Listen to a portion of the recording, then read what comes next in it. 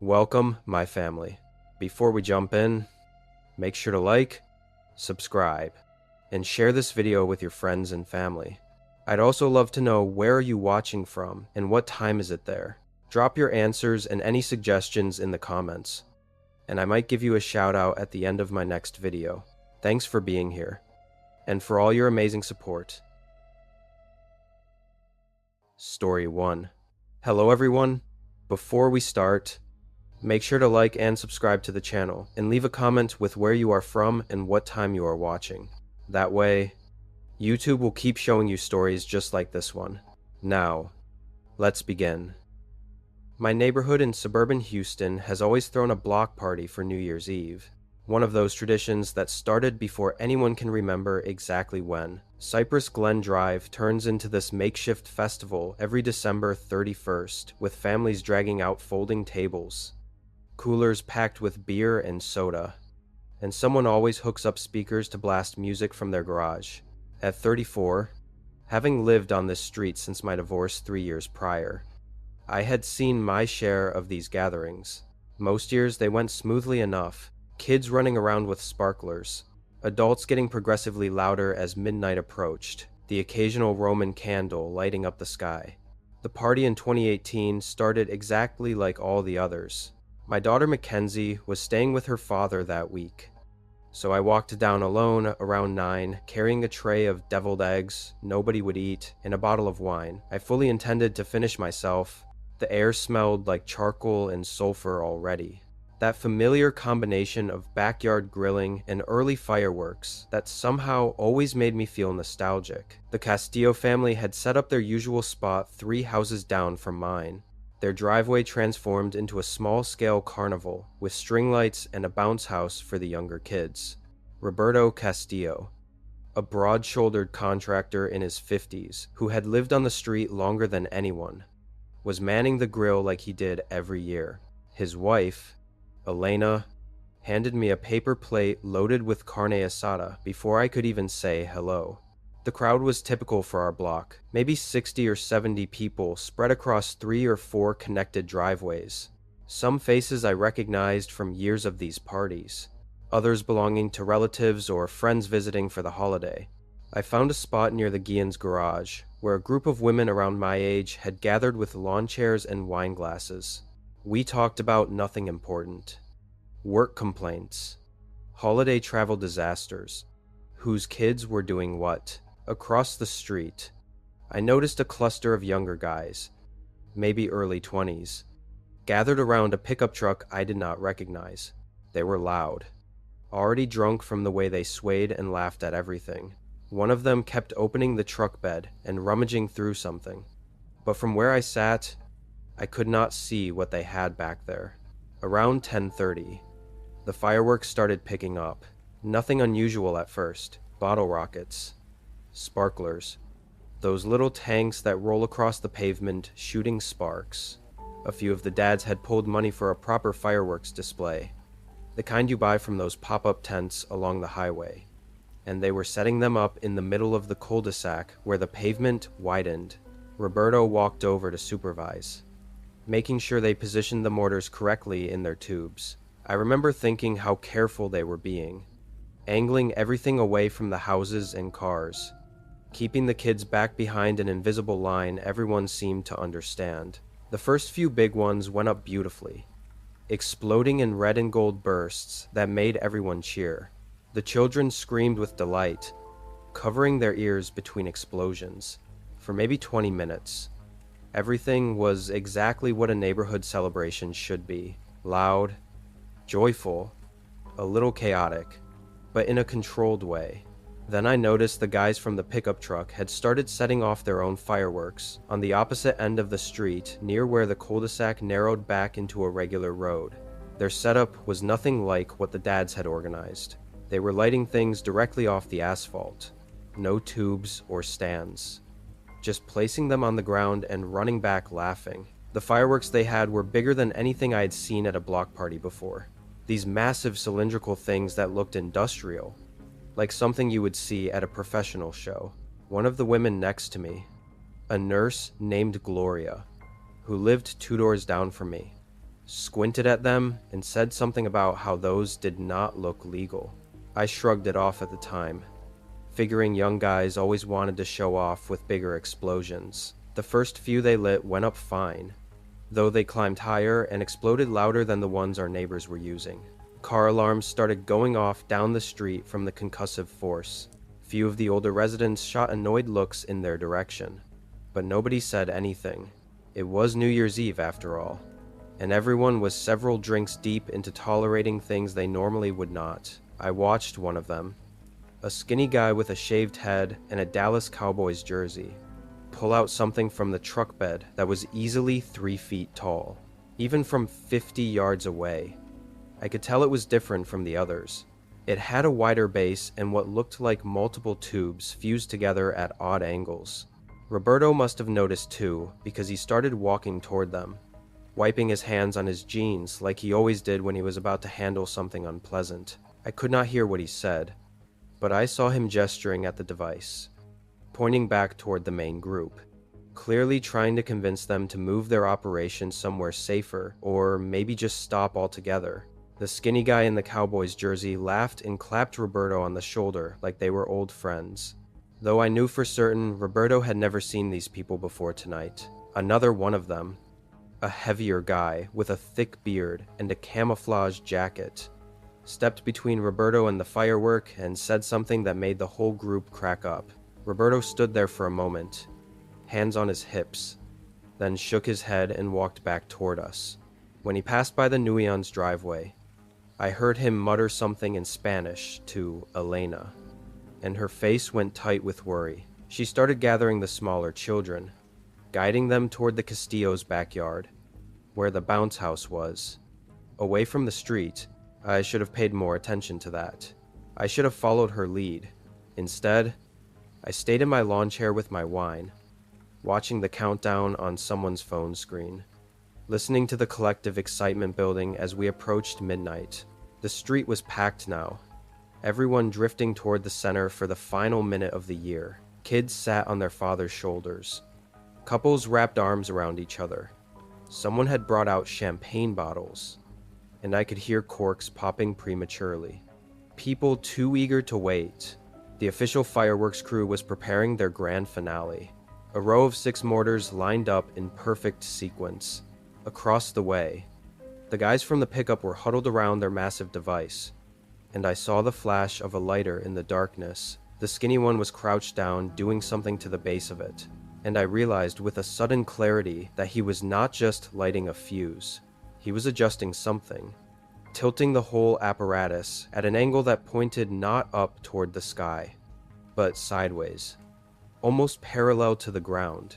My brain processed this information slowly, sluggishly, dulled by alcohol and the assumption that nobody would be that reckless. The bearded guy was filming on his phone, backing away with that anticipatory grin people get when they know something explosive is about to happen. The countdown reached 10, and everyone around me started chanting. 9, 8, 7. I stood up from my chair, my mouth opening to say something, though I had no idea what. The first projectile launched at the count of 3, and it did not go up. It screamed sideways across the street at chest height, trailing orange sparks and smoke, and slammed into the side of a silver minivan parked in the Nguyen's driveway. The explosion was nothing like the pretty bursts in the sky. It was a violent concussive crack that rattled windows and set off every car alarm within 100 feet. For a split second, nobody moved. The chanting stopped mid-number, replaced by this horrible ringing silence where everyone's brain tried to catch up with what their eyes had just seen. Then the second tube fired, and this one went lower, skipping off the pavement like a stone on water before detonating against someone's recycling bin and sending shards of blue plastic in every direction. The screaming started then, that primal sound of genuine terror that you never forget once you hear it. People scattered in every direction, stumbling over lawn chairs and coolers, shoving past each other in blind panic. I saw a teenager go down hard, tripped by someone rushing past him, and 2 more people fell over his body before anyone thought to help him up. The third projectile caught a man in the shoulder. I later learned his name was Douglas Park, a retired postal worker who lived at the end of the street, and the impact spun him around like a top before he crumpled to the ground. The device kept firing, one tube after another, each projectile launching at a different angle as if the whole thing had been designed to spray destruction in a wide arc.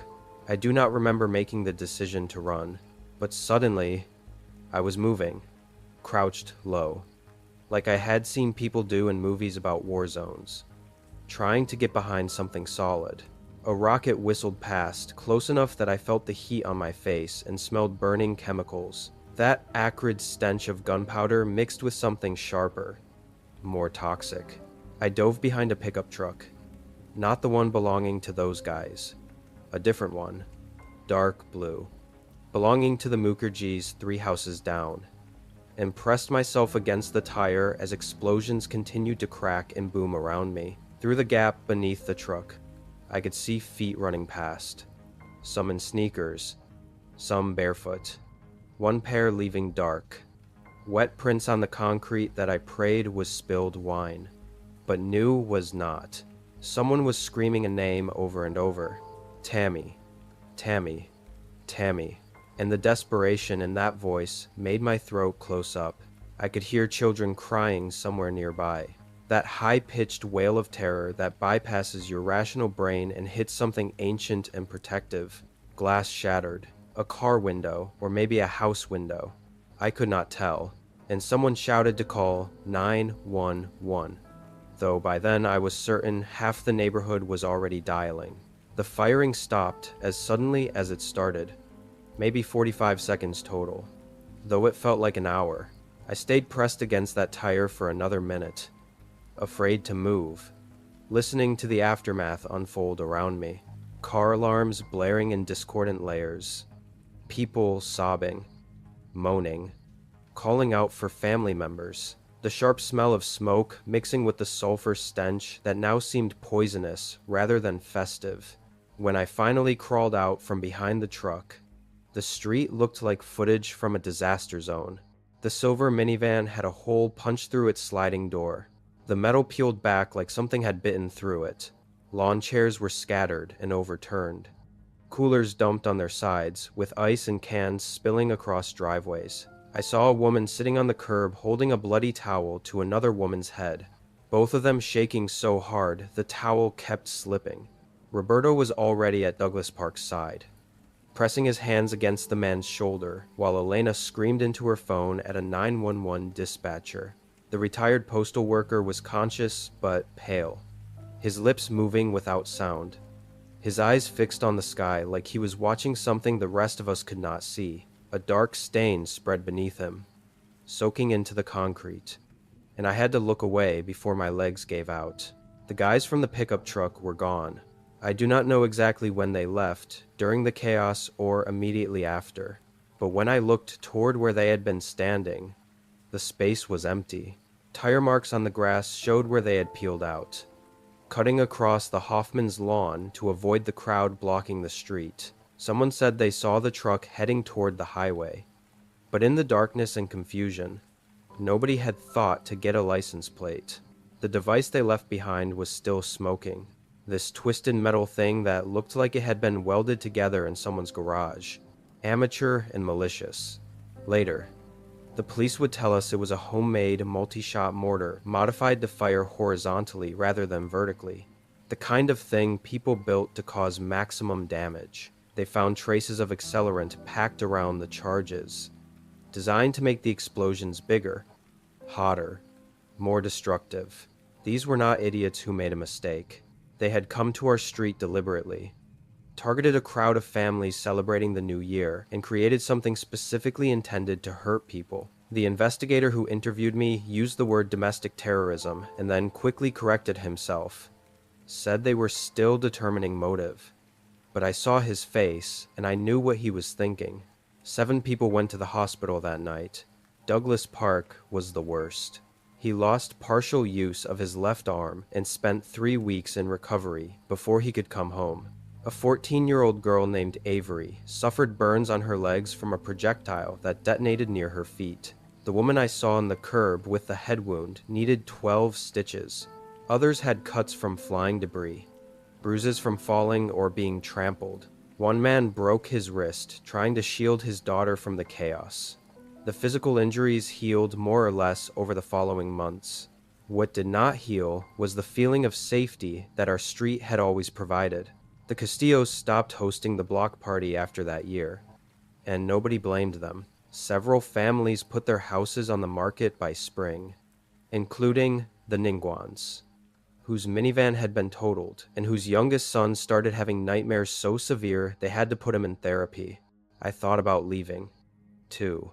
Scrolled through real estate listings late at night when I could not sleep. I imagined starting over somewhere without memories of smoke and screaming embedded in every corner. But I had lived on Cypress Glen Drive for 6 years by then, and something stubborn in me refused to let strangers with a homemade bomb take that away from me. They never caught the guys who did it. The police followed leads for months. Surveillance footage from a gas station showed the pickup truck, but the plates were obscured with mud, probably intentionally. Someone on a neighborhood app claimed to recognize the skinny guy in the Cowboys jersey, said he was a friend of a friend from a town 40 miles west. But it never led anywhere concrete. The working theory was that they had chosen our street randomly, just a target of opportunity.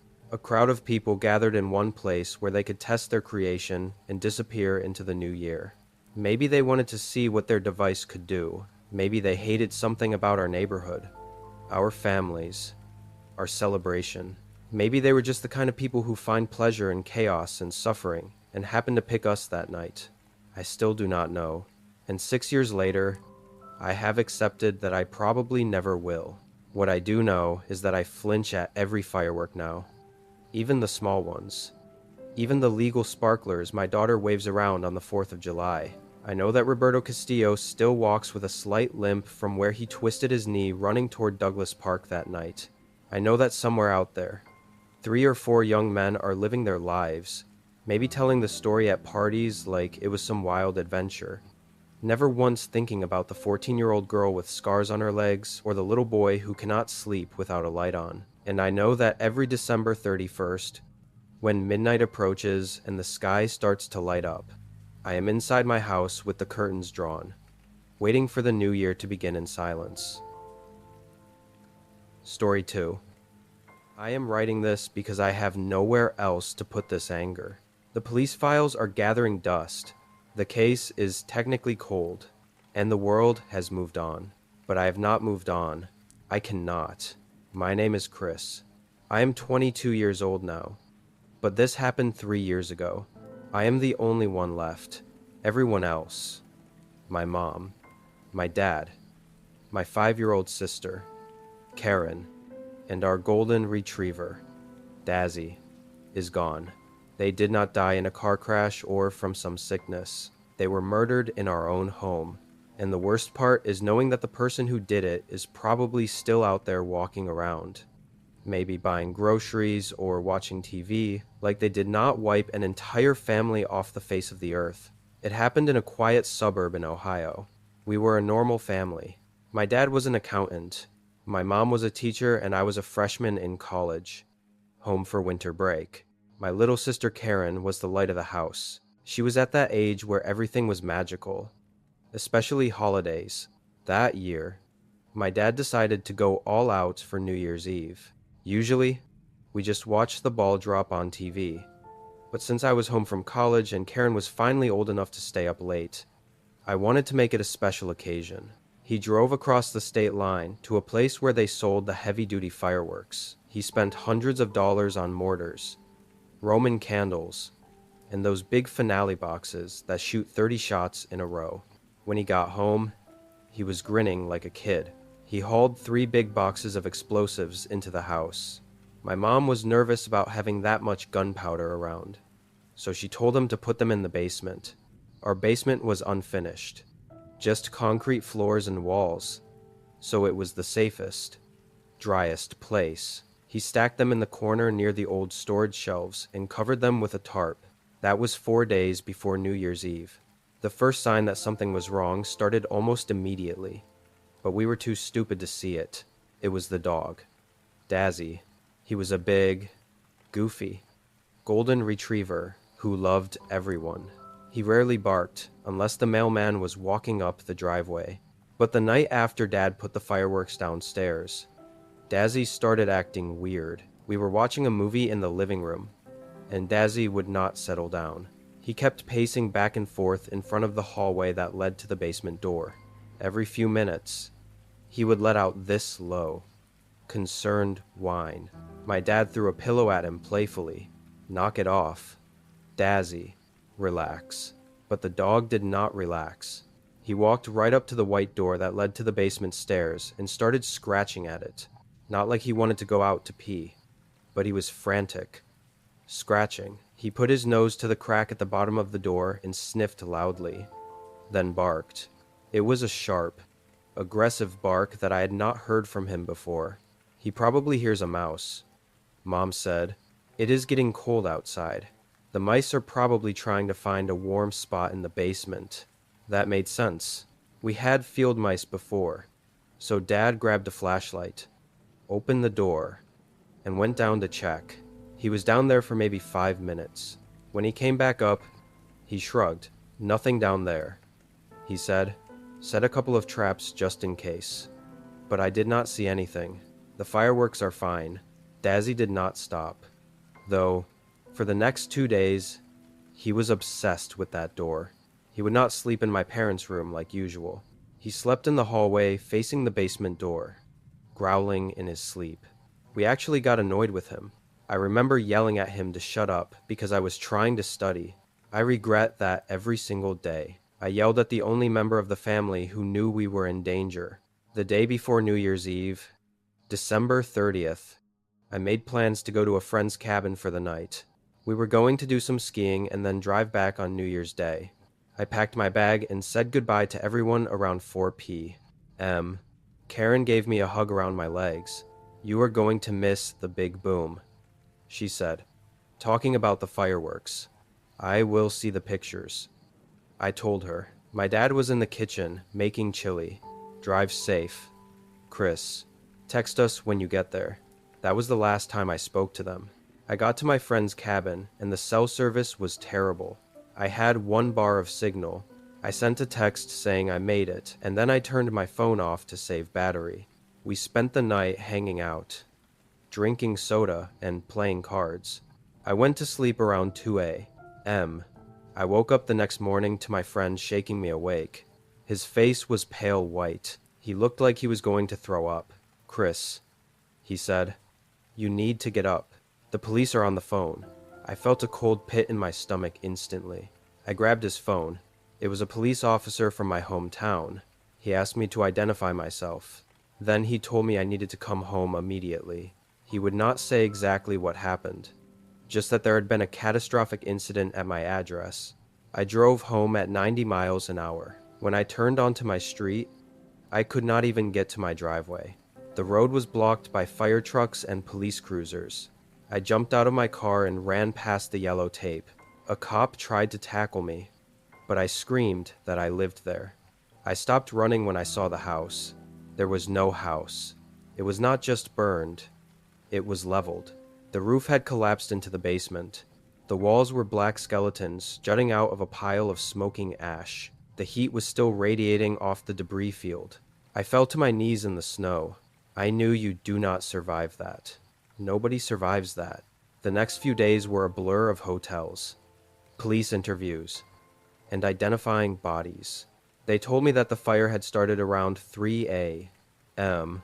Neighbors reported hearing a massive explosion that shook the ground, followed by a series of smaller, rapid-fire bangs. The fireworks going off. The fire marshal said the accelerant from the fireworks caused the fire to spread instantly. It would have reached temperatures of over 2,000 degrees in seconds. They said my family likely did not suffer long. The explosion probably knocked them unconscious or killed them instantly before the fire consumed the rest of the structure. They found them in their beds. They never even made it to the hallway. At first, Everyone thought it was a tragic accident. Maybe a faulty wire sparked near the fireworks. Maybe the furnace malfunctioned. It was a terrible, heartbreaking accident on the day before New Year's Eve. That was the narrative for about a week. Then the homicide detectives called me. They sat me down in a small room at the station. One of the detectives, a guy named Miller, looked sick. He looked angry. "Chris," he said, "we recovered the hard drive from your neighbor's security system. The house across the street. Their camera points directly at your driveway." "Okay," I said, numb. "Thanks for watching." And old friend, in jest, for watch. "It was not an accident," Miller said. He turned a laptop monitor around so I could see. The video was black and white. Grainy night vision. The timestamp read 2:45 a.m. The street was quiet. Then a figure walked into the frame. It was a man. He was wearing dark clothes, a hoodie, and a thick ski mask covering his entire face. He did not look like a burglar trying to be sneaky. He walked with confidence. He walked right up my driveway. He went to the side of the house where the small basement window was. The window well. I watched on the screen as he knelt down. He took something out of his pocket. A tool. Maybe a glass cutter or a heavy wrench. He smashed the basement window. It was weird because in the video you could not hear the sound, but you saw his arm recoil from the impact. Then he pulled a canister from inside his jacket. He poured liquid through the broken window, soaking the area directly below where my dad had stacked the fireworks. My hands were shaking so hard I had to grip the edge of the table. "He knew," I said. "He knew exactly where they were."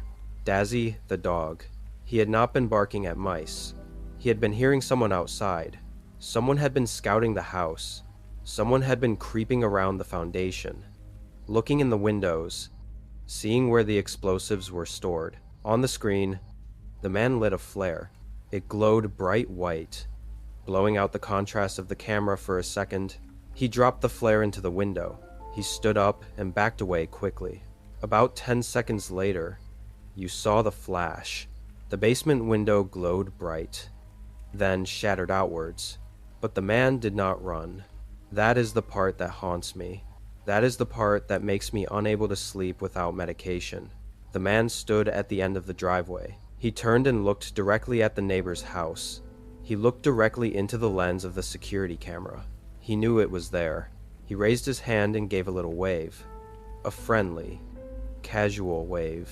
And even though he was wearing a ski mask, you could tell by the way his head tilted back and his shoulders shook that he was laughing. He stood there for another moment, watching the smoke start to billow out of my house, watching the orange glow intensify as my family burned alive inside. Then he simply turned and walked away down the street, disappearing into the dark. The police scoured the neighborhood. They interviewed everyone. They tracked footprints in the snow for 3 blocks until they reached a main road where the pavement was dry and the trail vanished. Probably got into a car. There were no fingerprints. The canister melted. The DNA was destroyed by the heat. Miller asked me if I had any enemies. If my dad had any enemies. We were a boring suburban family. We did not have enemies. Dad was an accountant. Mom taught 3rd grade. Who would want to burn them alive? The theory is that it was random. Just some sick person who likes fire, who saw the boxes of fireworks being carried in and saw an opportunity for destruction. A thrill killer. They never caught him. 3 years later, the lot is still empty. I sold the land because I could not bear to rebuild there. I live in an apartment in a different city now. I do not celebrate New Year's Eve. When I hear fireworks go off, I have panic attacks. I can smell the smoke. I can hear the explosions that killed my little sister. But the reason I am writing this is because of what I saw last week. I was at a gas station pumping gas into my car. It was late, maybe 11 p.m. A car pulled up to the pump across from me. A guy got out to pay. He was wearing a hoodie. He looked normal, but as he walked toward the store, he stopped. He looked at the security camera mounted above the door. He tilted his head back. He did a little wave and he laughed. I froze. By the time I snapped out of it and ran into the store to see his face, he was gone. The clerk said nobody had come in. I do not know if it was him. It is a common gesture. Maybe people wave at cameras sometimes, but the way his shoulders shook was exactly the same. So, please, if your dog is barking at a door or a window or a wall, do not just ignore it. Do not throw a pillow at them. Check the perimeter. Check the windows because he is still out there and he thinks it is funny. Story 3. Before we dive into the next story, if you are visiting our channel for the first time, do not forget to hit the subscribe button and turn on the bell icon to stay updated with our upcoming scary stories. This happened on New Year's Eve 1997. I was 17 years old. My family had this tradition that we held sacred every single year. No matter how busy people were, we all gathered at my grandpa's farmhouse in upstate New York. This was not just a house. It was a massive, sprawling estate built in the 1920s, sitting on about 40 acres of land. It was completely isolated. To get there, you had to drive 3 miles down a gravel road that was usually covered in ice during the winter. The nearest neighbor was at least a 10-minute drive away. It was the perfect place for a horror story. But to us, it was just home. That year, the party was going to be bigger than usual. My grandpa had just recovered from a minor heart surgery, and my parents and aunts wanted to celebrate him making it to another year. Because it was such a big event, about 30 people, including cousins, uncles, and close family friends. My mom decided we should not cook. She wanted everyone to relax. So, they hired a small independent catering team. It was a husband and wife duo, and they brought along 2 assistants to help serve and clean up. They were recommended by a friend of a friend, so nobody did a background check. This was 1997. You just trusted people more back then. The day started off normally, but looking back, there were red flags I should have noticed. The catering van arrived around 2 p.m. to set up. The head guy, a man named Marcus, was charming. He had a thick mustache and a laugh that made my aunts giggle, but his assistants, 2 younger guys who looked like they were in their 20s, gave me a bad vibe immediately. I was sitting on the porch steps, smoking a cigarette I had stolen from my dad's pack when they started unloading the crates. One of the assistants, a guy with a buzz cut, stopped and just stared at the house. He was not looking at the architecture. He was scanning the windows. He looked at the security cameras my grandpa had installed, which were fake, just plastic dummies to scare off intruders, and stared at them for a long time.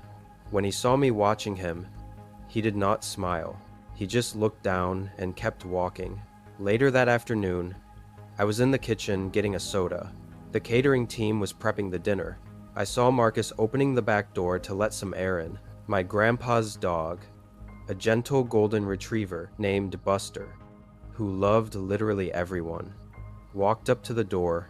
Usually, Buster would wag his tail, but when he got close to Marcus, the dog's hackles went up. He let out this low, guttural growl that I had never heard before. Marcus did not flinch. He just looked at the dog with dead, cold eyes and whispered something I could not hear. Then he kicked the door shut hard right in the dog's face. I should have told my dad. I did not. I just thought the guy was not a dog person. By 8 p.m., the party was in full swing. The house was warm. The fireplace was crackling, and the smell of roast beef and garlic mashed potatoes filled the air. It felt safe. We were loud, laughing, and drinking soda. The dinner was served buffet style. The food was incredible. I remember going back for seconds of the beef stew. That stew, that was the weapon. Around 10:30 p.m., things started to get weird. Usually by this time, the uncles are loud. The music is pumping, and we are getting ready for the countdown. But the room was getting quiet. I was sitting on the couch next to my cousin Sarah. She was mid-sentence talking about her college applications when she just stopped. Her eyes went heavy, and she slumped onto the couch. "Sarah?" I asked. My own tongue felt thick. It felt like I had a mouthful of cotton. I looked around the living room. My dad was sitting in the armchair, his head lolled back, mouth open. My mom was on the floor, leaning against the sofa, looking like she was sleeping. I tried to stand up, but my legs did not work. It was not like being drunk. It was like my connection to my body had been severed. I fell forward onto my knees. The carpet felt incredibly soft, and I just wanted to close my eyes. No. A voice in my head screamed, "This is not right." I dragged myself behind the large leather sofa. The room was spinning, through the gap between the sofa and the wall. I could see the kitchen door swing open. The catering team walked out. The charm was gone. Marcus was not smiling. The two assistants were no longer wearing their white serving jackets. They were wearing black raincoats and leather gloves, and they were holding hunting knives. "Check them," Marcus said. His voice was all business, no emotion. I watched in paralyzed horror as they moved from person to person. They were not just checking if they were asleep. They were ensuring nobody would wake up to stop them. They started stripping the bodies. Watches, rings, wallets, necklaces. They took everything. My grandpa was slumped in his wheelchair. Marcus walked up to him, unclasped the gold Rolex my grandpa had worn since the 60s and pocketed it. Then he did something that made my blood freeze. He took his knife and jabbed it into my grandpa's leg. My grandpa did not move. He did not scream. The drugs were too strong. He is out cold. Marcus said, "Do the rest. Make sure they stay down. We do not want any heroes waking up before we are across the state line." This is the part that haunts me. They did not want to kill everyone.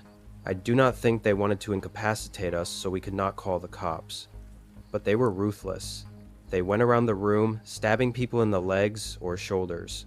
Non-lethal spots mostly, but enough to cause massive blood loss and shock. They were creating a room full of bleeding, unconscious victims. I tried to crawl deeper into the shadows behind the couch. My vision was blurring. The drug was pulling me under. One of the assistants, the buzz cut guy, came over to the sofa. He looked over the back. I squeezed my eyes shut and held my breath. He grabbed my ankle and dragged me out. I was limp, playing dead.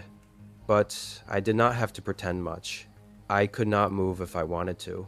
He rolled me over. I felt his hands go into my pockets. He took my wallet. He took the few dollars I had. Then I felt the cold steel of the blade against my ribs. He stabbed me in the side just below my rib cage. The pain was sharp and hot, but it felt distant, like it was happening to someone else. I did not flinch. I could not. "Done," the guy said. He kicked me in the hip and walked away. For the next hour, I lay there in a pool of my own blood, listening. I heard the sounds of drawers being ripped out. I heard the smashing of glass as they broke into the display cabinets. They took the silverware. They took the cash from the safe. They must have forced the code out of Grandpa before the drugs fully took hold. Or maybe they just guessed it. It was 1997, so they stripped the VCRs, the stereo equipment, and everything of value. They were methodical. They had planned this perfectly. They knew the layout. They knew the isolation meant no police would come by. They had disconnected the landline phone in the kitchen. I saw the cord dangling earlier, around 11:45 p.m., just 15 minutes before the new year. The front door opened. A gust of freezing wind blew into the room. "The truck is loaded," Marcus said. "Let's go. Leave the van here. We take the Lincoln." They were stealing my grandpa's Lincoln Town Car. It had a huge trunk. The door slammed shut. Then silence. The silence was worse than the noise. I must have passed out from the blood loss and the drugs. When I woke up, the house was freezing. The fire had died down. It was pitch black. I could hear groaning, low. Painful moans filled the room. It sounded like a battlefield. I tried to move, and agony shot through my side. I forced myself up. I had to get help. The phone lines were cut. I knew that. But my dad had a car phone in his Chevy truck. It was one of those big brick-sized phones installed in the center console. I crawled.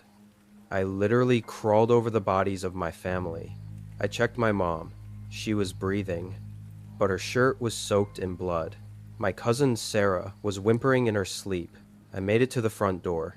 It was snowing hard outside. A blizzard had set in. I dragged myself through the snow to my dad's truck. I managed to pull the handle. Locked. Of course. It was locked. I looked around. There was a rock by the garden bed. I smashed the window. It took 3 tries. My arm was so weak. Finally, the glass shattered. I reached in, unlocked the door, and fell into the driver's seat. I picked up the heavy phone receiver. I dialed 911. 911. What is your emergency? Farmhouse. I rasped. Stabbed everyone. I do not remember much after that. I remember the red and blue lights reflecting off the snow. I remember the paramedics shouting, "Here is the miracle."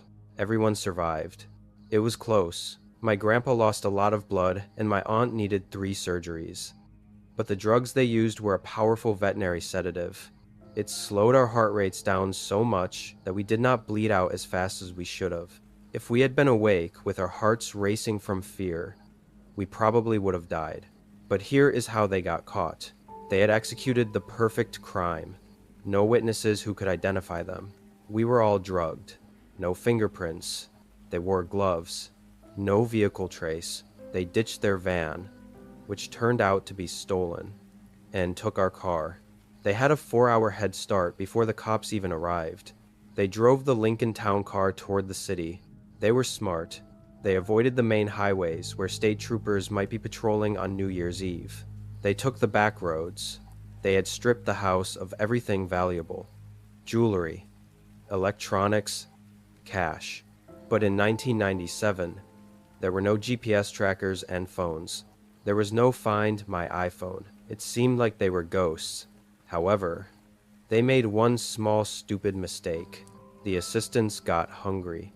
About 3 hours away from the farmhouse, they stopped at a 24-hour gas station convenience store. They were confident. They had changed their clothes in the car. They looked like normal guys. Marcus stayed in the car, the buzz cut guy. The one who stabbed me went inside to buy snacks and a pack of cigarettes. He grabbed a bunch of junk food and a carton of Marlboro. He walked up to the counter. The clerk rang it up. "That will be $45.50. The clerk said. The buzz cut guy reached into his pocket. He had thousands of dollars of our cash in the car. Rolls of $100 bills they had stolen from my grandpa's safe. But out of pure habit, muscle memory, he did not reach for the stolen cash. He pulled out his own wallet. He opened it up and realized he did not want to use his own money. He hesitated. Then he put his wallet back and pulled out a wad of bloody $20 bills from his other pocket. The clerk noticed the blood. He did not say anything, but he got nervous. But that was not the mistake that caught them. The mistake was that when he pulled out his wallet the first time, he had fumbled with it. A small white piece of paper fluttered out of his wallet and landed on the floor near the candy rack. He did not notice it. He paid with the bloody cash and left. When the police issued the statewide alert about the massacre at the farmhouse, they mentioned the stolen Lincoln. The clerk at the gas station saw the news report hours later and called the tip line saying a guy in a Lincoln had paid with bloody money. The police arrived at the gas station and watched the security tape. They saw the guy drop the paper. They zoomed in but could not read it on the grainy tape. So, they searched the floor.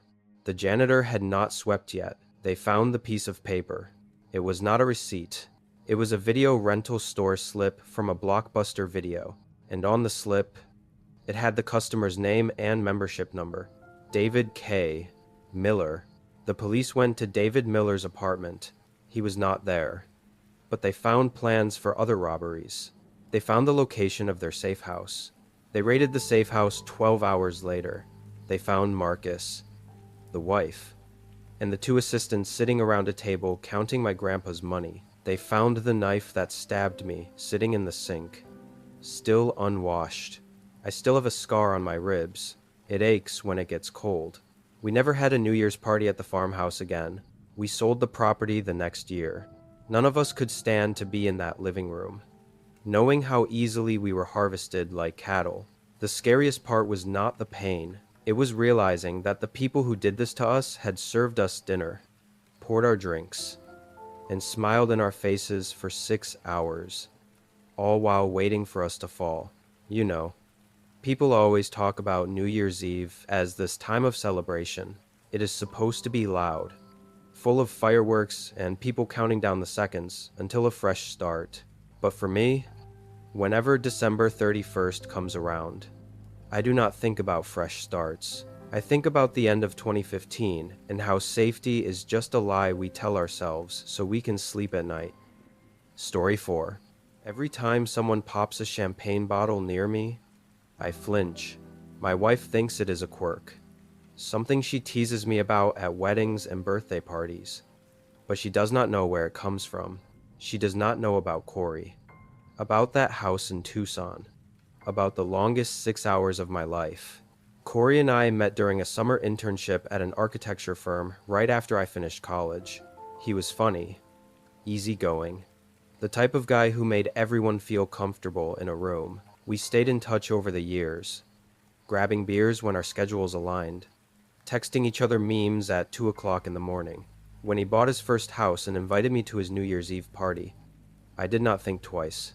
I drove down from Phoenix on a Wednesday afternoon, windows down, radio blasting, genuinely excited to see my old friend. If someone had told me what was waiting at the end of that night, I would have turned my car around and never looked back. The party started around 9 o'clock, and by 10 o'clock the house was packed with people I had never met. Corey introduced me to a few of his co-workers, a couple of neighbors, and his girlfriend Vivian, a soft-spoken woman with kind eyes who worked as a nurse. The living room smelled like cinnamon candles and cheap beer, and someone had taped a hand-drawn banner above the television that read, "New Year, New Us," in glittery letters. I spent most of the night hovering near the snack table, making small talk with strangers and watching the clock inch toward midnight. When the countdown finally hit 0, everyone cheered and hugged, and I remember thinking this was exactly the kind of night I needed. Simple, warm, surrounded by good energy. By 1 o'clock in the morning, most guests had called their Ubers. By 2:30, only 3 of us remained, me, Corey, and a guy named Trent, who passed out on the couch with his shoes still on. Vivian kissed Corey goodbye around that time, saying she had to be at the hospital by 6 o'clock. I told Corey I would help him clean up before heading to my hotel. He thanked me, handed me a garbage bag, and locked the front door behind Vivian. I did not think anything of it at the time. We worked in comfortable silence for a while, tossing cups and napkins into trash bags, wiping down the kitchen counter, stacking dirty plates in the sink. Trent was snoring on the couch, dead to the world, and Corey joked that we should draw something on his face with a marker. I laughed and told him that was cruel, and he shrugged with that familiar grin of his. Around 3:30, I started feeling the exhaustion hit me. My eyes were heavy, my legs ached from standing all night, and the alcohol had worn off enough that I just wanted to crash at my hotel. I told Corey I was going to head out, that we had made good progress, and he could finish the rest in the morning. He was in the kitchen at the time, his back to me, rinsing a glass under the faucet. He did not respond right away. The water kept running, and I stood there waiting, thinking maybe he had not heard me. Then he turned off the faucet, set the glass down slowly, and turned to face me with an expression I had never seen on him before. His eyes were flat, empty, like someone had switched off a light behind them. He asked me why I was in such a hurry to leave. His voice was calm, but there was something underneath it, something tight and coiled. I told him I was just tired, that I had a long drive back to Phoenix in the morning and wanted to get some sleep. He nodded slowly, wiping his hands on a dish towel, but he did not move from where he was standing. The kitchen suddenly felt smaller than it had all night. He asked me if I remembered a party we went to back in college. Some house party near campus, where a bunch of us got too drunk and made fools of ourselves. I said, yeah, vaguely, not really sure where he was going with this. He told me that night had changed everything for him. That something happened and I was part of it. I had no idea what he was talking about. I told him I did not remember anything unusual, that it was just another college party. He stared at me for a long moment, then let out this short, bitter laugh that made the hair on my arm stand up. He said I was lying. He said I had always been a liar. I tried to keep my voice steady. Told him I genuinely had no clue what he was referring to, that maybe he was confusing me with someone else or misremembering something. He shook his head, slow and deliberate, like a teacher disappointed in a student who keeps giving the wrong answer. He said he had been waiting years to have this conversation, that he had replayed that night in his head 1,000 times, and he knew exactly what happened. According to him, I had humiliated him in front of a girl he liked, said something cruel that made her laugh at him and ruined his chance with her forever. I racked my brain trying to recall anything like that, any moment where I might have crossed a line, but I came up empty. College was a blur of classes and parties and late nights. I could barely remember what I ate for dinner last week, let alone some random interaction from over a decade ago. I told him that even if something like that did happen, I was sorry, that I never meant to hurt him. He tilted his head slightly, studying my face like he was searching for something. Then he told me my apology meant nothing. That sorry was just a word people used when they got caught. I glanced toward the living room, hoping Trent might have woken up, but he was still sprawled on the couch, dead asleep. The house was silent, except for the hum of the refrigerator and the occasional creak of the walls settling in the cold desert night. I told Corey I was going to leave, that we could talk about this some other time when we were both rested and sober. I took a step toward the front door, and he moved with me, positioning himself between me and the hallway. It was subtle, almost casual, but deliberate enough that I noticed. My keys were in my jacket pocket, and my jacket was hanging on a hook by the front door behind him. He asked me where I thought I was going. His tone had shifted again, lighter now, almost playful, but there was no warmth in it. I told him I was leaving, that this conversation was getting weird, and I did not want to say something I would regret. He smiled then, but it was the kind of smile that does not reach the eyes, the kind that makes you realize you have been reading someone wrong for a very long time. He told me to sit down, that we were not finished talking. I said no. I said I was done with this conversation, and I started walking toward the hallway anyway. He grabbed my arm, not hard, but firm enough to stop me in my tracks. His grip was steady, controlled, like he had practiced this moment. I pulled away and told him not to touch me, and something flickered across his face, a flash of anger that disappeared as quickly as it came. He raised both hands in mock surrender, took a step back, and told me I was free to leave whenever I wanted. But then he added that it would be a shame if something happened to my car. I asked him what that meant. He shrugged and said the neighborhood could be rough at night, that people got their tires slashed all the time, windows smashed, that kind of thing. He said it so casually, like he was commenting on the weather. I realized then that this was not a drunk friend being emotional. This was something else entirely. He had planned this, waited for the house to empty, waited for Vivian to leave, waited until it was just the two of us and a guy unconscious on the couch who would not wake up if the ceiling collapsed. I tried to stay calm, tried to think clearly. My phone was in my back pocket and I considered calling someone. But who would I call at 4 in the morning? The police.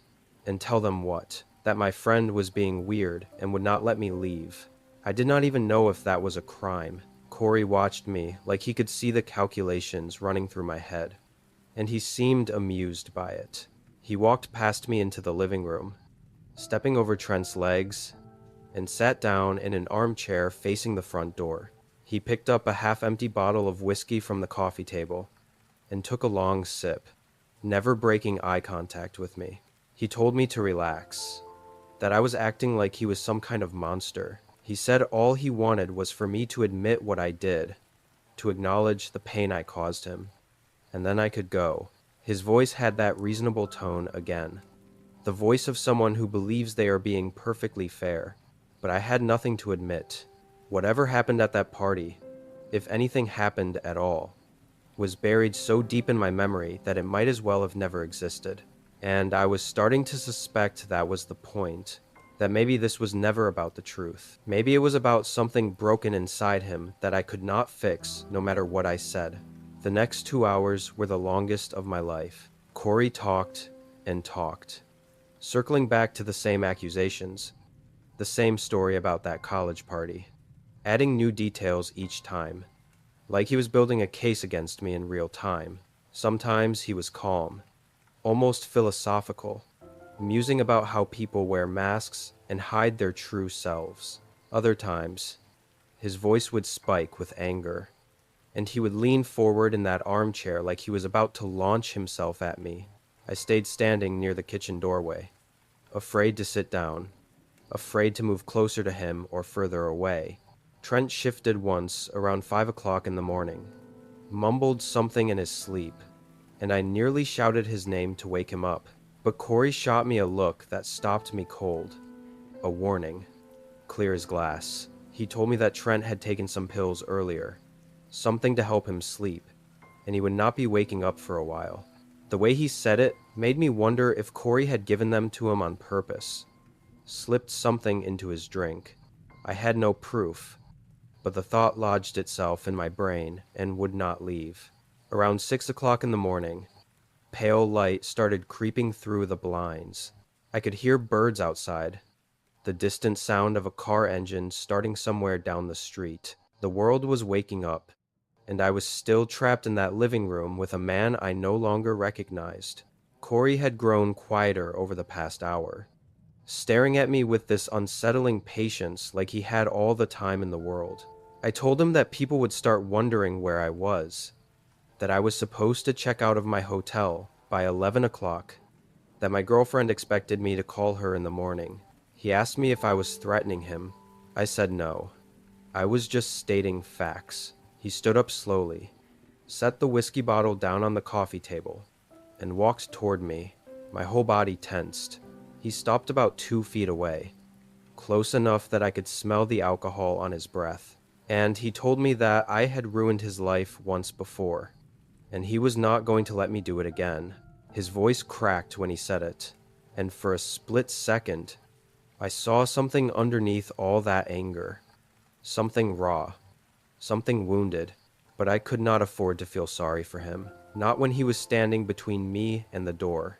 Not when I did not know what he was capable of doing next. What saved me was Trent. At around 6:30, he finally stirred on the couch, groaning and rubbing his eyes like a man clawing his way out of a coma. Corey turned his head toward the sound just for a second, and in that moment, I made my decision. I moved fast, faster than I knew I could, shoving past him and grabbing my jacket from the hook by the door. My keys jangled in the pocket as I fumbled with the deadbolt, my fingers clumsy with adrenaline. Corey shouted something behind me, but I did not stop to listen. I yanked the door open and stumbled into the cold morning air, the desert sunrise painting the sky in shades of orange and pink. I ran to my car parked on the street, got in, locked the doors, and started the engine. My heart was pounding so hard I could feel it in my throat. I looked back at the house and saw Corey standing in the doorway, silhouetted against the light from inside. He did not chase me. He just stood there watching, his arms hanging loose at his sides. Trent appeared behind him a moment later, looking confused, and I pulled away from the curb before either of them could take another step. I drove straight back to Phoenix without stopping. I did not check out of my hotel. I left my bag there, clothes, and toiletries I never went back for. My girlfriend asked me what happened when I got home, why I looked so pale, why I would not stop pacing around the apartment. I told her some of it, not all of it, because I did not know how to explain the parts that did not make sense even to me. I blocked Corey's number that same day. He tried reaching out a few times through mutual friends over the following months, leaving messages that ranged from apologetic to angry. But I never responded. I still do not know what really happened at that college party, if anything happened at all. Part of me wonders if he invented the whole thing, constructed a grievance out of thin air to justify something darker inside himself. I think about Trent sometimes. Wonder if he ever realized what was happening that night. If Corey ever turned that same energy on him. I moved to a different city a year later, partly for work, partly because I could not shake the feeling that Corey might show up at my door one day. He never did. But every New Year's Eve, when the clock strikes midnight and the champagne corks start popping, I am back in that kitchen watching my friend's face transform into something I did not recognize, realizing too late that some people carry wounds so deep they become weapons. Story 5. My cousin Brennan threw the party that ruined everything. December 31st, 2023, at his place in Fairview Heights, Illinois. One of those suburban houses with a finished basement in the big backyard. He had just turned 40 and was going through some midlife crisis thing, wanting to prove he could still throw a rager like we did back in college. I graduated in 2015, so I was at that age where house parties felt kind of juvenile. But Brennan insisted. He posted the invite on 3 different social media platforms, which was the first mistake. The more the merrier. He kept saying when I told him that was a bad idea. By 10 that night, there were already over 100 people crammed into that house, and I swear I recognized maybe 20 of them.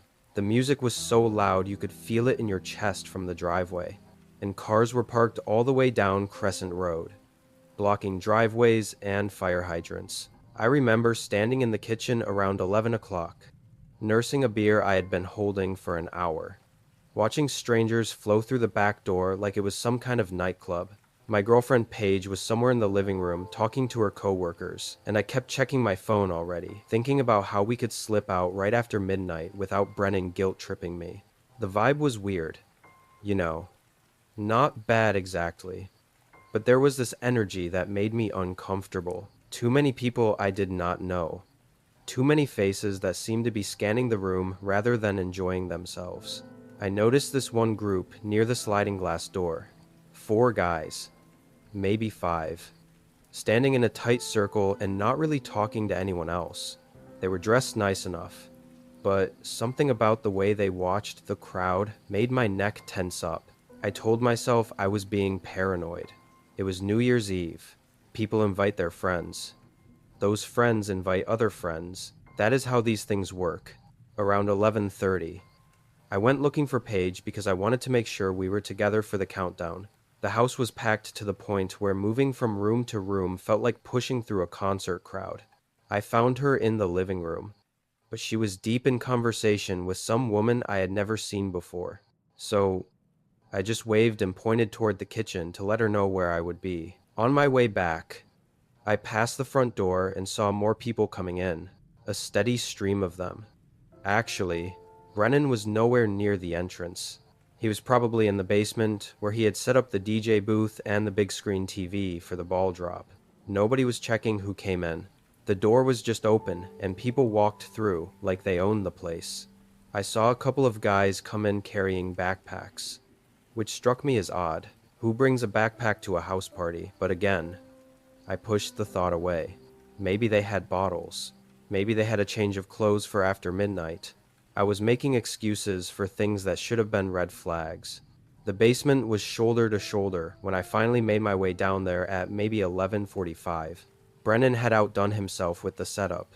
Strobe lights, a fog machine, speakers that probably cost more than my car. He saw me and raised his drink, grinning like an idiot, clearly proud of the chaos he had created.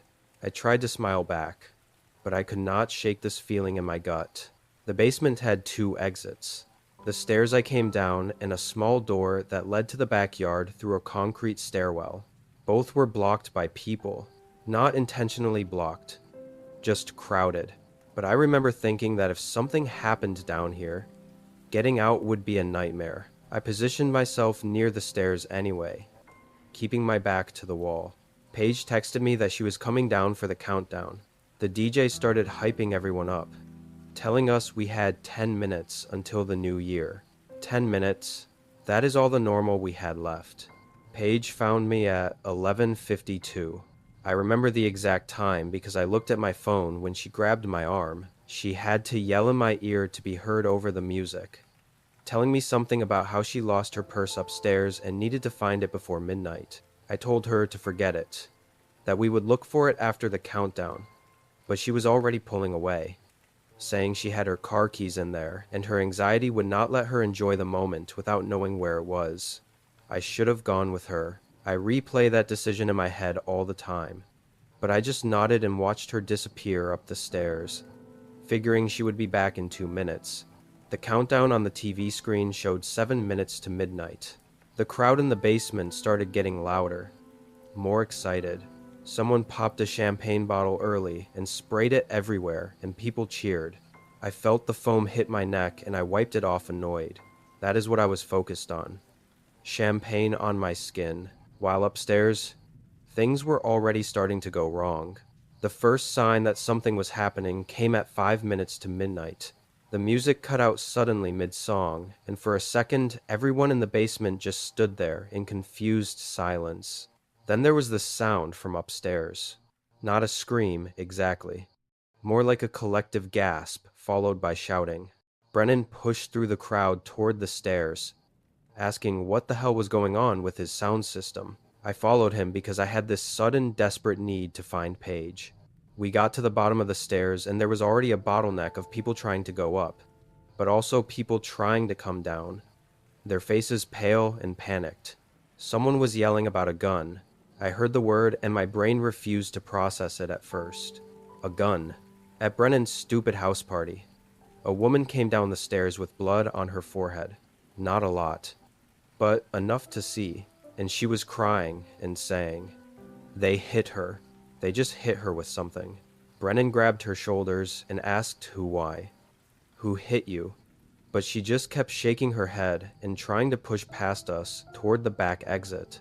I pushed up the stairs against the flow of people. I did not care about anything except finding Paige. The living room was pure chaos when I got there. People were scrambling toward the front door and the back door, knocking over furniture, stepping on each other. I saw one of the guys from that group I had noticed earlier, the ones who had been watching the crowd, and he was standing in the middle of the room holding a black pistol, pointing it at the ceiling. He was not yelling or making threats. He was just standing there calm, like he was waiting for the panic to do his work for him.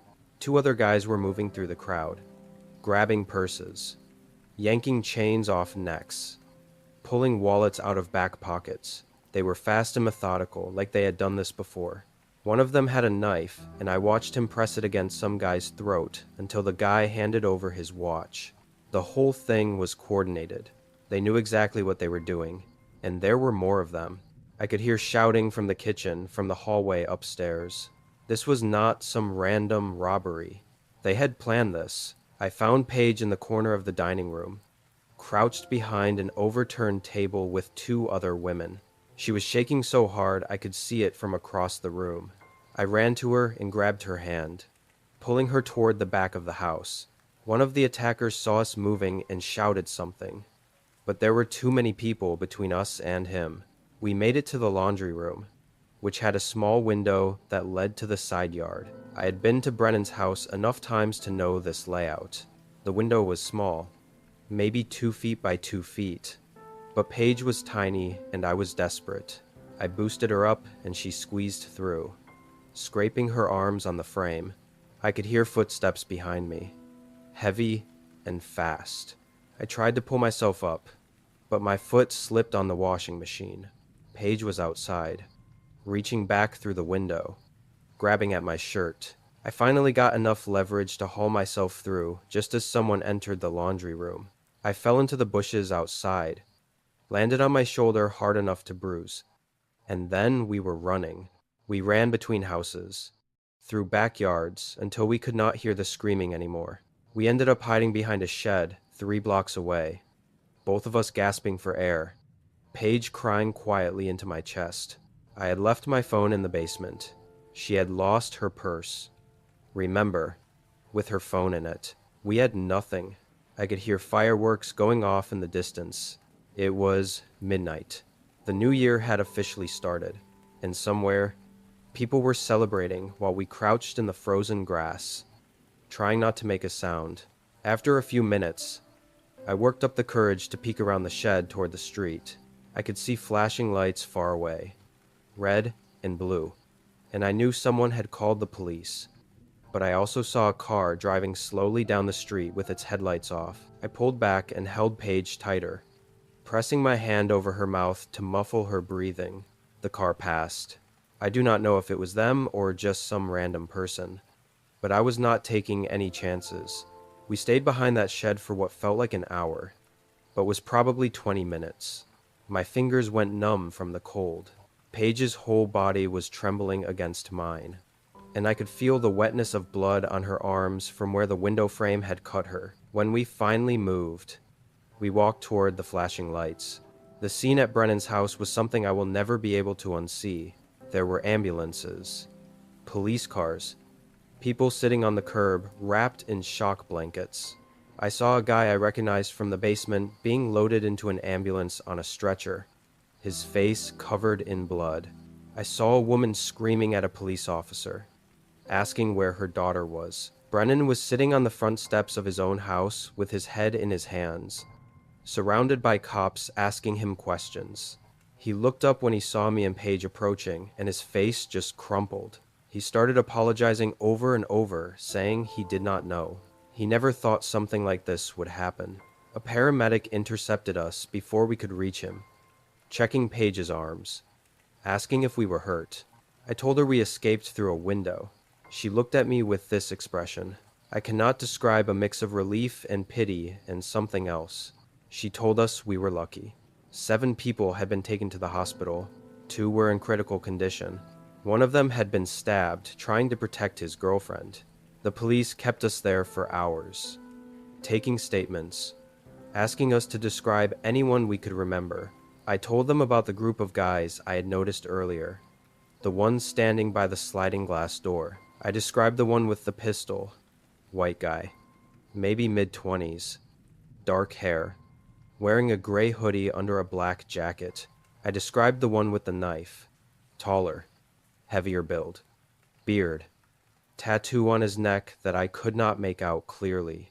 But I knew, even as I was talking, that it probably would not help. There had been so many people at that party, so much confusion.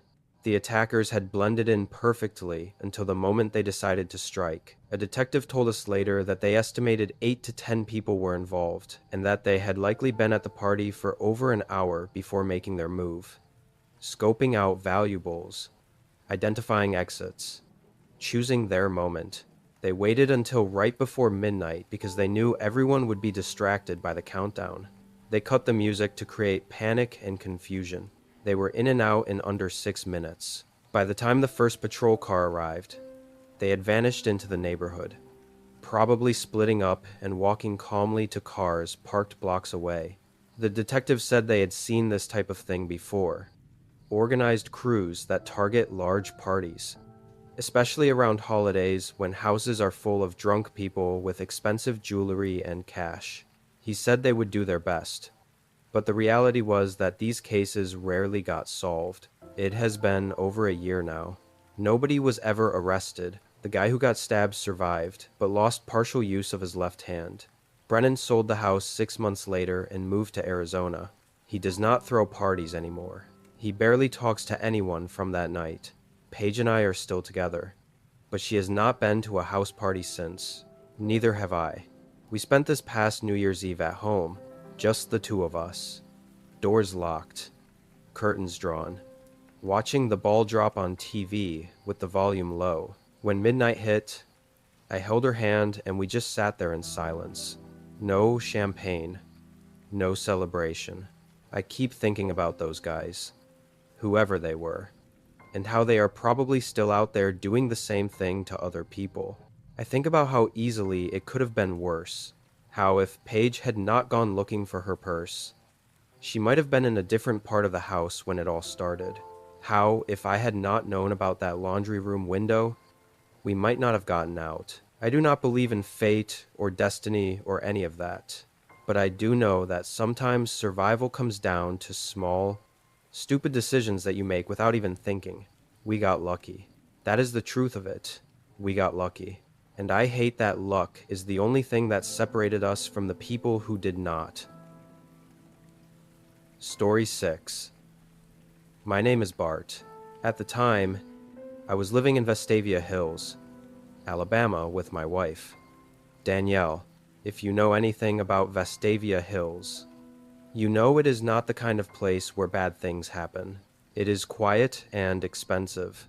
The houses are set back from the road, surrounded by trees and nice lawns. It is the kind of neighborhood where you feel perfectly fine walking your dog at night or leaving a window open for fresh air. That sense of security is exactly what makes what happened so terrifying. It was December 31st, 2015. We were not the type of people to go out to big parties or crowded bars. Danielle and I preferred a quiet night inside. We had planned a simple evening where we would order some food, watch the college football playoff games, maybe have a drink, and watch the ball drop on TV. The night started normally enough. It was cold, which is typical for Alabama in winter. It was a damp chill that made you want to stay under a blanket. Around 8 p.m., the wind started to pick up. I remember hearing the branches of the old oak trees in our backyard scraping against the roof. It is a sound I was used to, but that night it felt louder. We were sitting in the living room. The TV was the only light source, casting a blue flickering glow over the room. Around 9:30 p.m., things started to feel weird. It began with our dog, Buster. He is a golden retriever mix, usually the laziest dog you will ever meet. He was curled up on the rug, fast asleep. Suddenly, his head snapped up. He did not bark, which was odd. He just let out this low growl deep in his throat. His ears were pinned back against his head, and he was staring dead at the sliding glass door that led to the back deck. I asked him what was wrong, muting the TV so I could listen. There was silence, just the wind and the house settling. I walked over to the sliding door and looked out. The backyard was totally dark. We had a motion sensor floodlight back there, but it was not on. I could not see anything past the reflection of my own face in the glass. I figured maybe it was a raccoon or a stray cat. I pulled the curtains shut, made sure the lock was engaged, and sat back down. But the weird feeling did not leave. You know that sensation when you feel like you are being watched? Like the hairs on the back of your neck stand up for no reason. That started happening to me around 10:15 p.m. I went into the kitchen to grab a glass of water. Our kitchen window looks out toward the side of the house, where the driveway goes toward the breezeway. As I was filling my glass, I saw the motion sensor light in the garage turn on. My heart jumped a little. I froze, holding the glass, waiting to see a car pull up or a neighbor walking by. Nothing happened. The light just shone down onto the empty concrete. I stood there for a full minute just watching. Usually those lights are triggered by big movements. A squirrel does not usually set it off. After about 2 minutes, the light turned off, making the driveway dark again. Danielle called from the living room asking if everything was okay. I told her yes, just the motion light acting up. Probably the wind blowing a branch. I went back to the couch, but I could not focus on the football game anymore. My ears were listening for anything out of the ordinary. Every creak of the floorboards upstairs sounded like a footstep. Every gust of wind sounded like a hand trying a door handle. Around 11 p.m., an hour before midnight, the atmosphere in the house changed. Danielle whispered to me, asking if I heard a noise. I looked at her, and her face was pale. She said it sounded like wet footsteps, like someone walking on the deck. I stood up, feeling a rush of adrenaline. I am not a violent guy, but I am protective of my home. I walked over to the back door again. I flipped the switch for the outside deck light. The bulb turned on, lighting up the wooden deck. It was empty. There were a few wet leaves blown around by the wind, but no person, no animal. I told her there was nothing out there and that we were just spooking ourselves because it was New Year's Eve. She did not look convinced, but she nodded. We decided to move to the den. The den in our house is situated near the breezeway. For those who do not know, a breezeway is basically an open-air hallway that connects the main house to the garage. It has a roof, but the sides are open. Our breezeway had a door that led directly into the house. It was about 11:20 p.m. We were standing near the door that looked out into that breezeway. The glass on the door is frosted near the bottom, but clear at the top, so you can see faces. That is when the motion light in the breezeway turned on. This time, I did not have to wonder if it was the wind. Through the upper pane of the glass, I saw movement. My stomach dropped to the floor. Someone was there right outside our door. I grabbed Danielle's arm and pulled her back slightly, but we were both frozen, staring through the glass.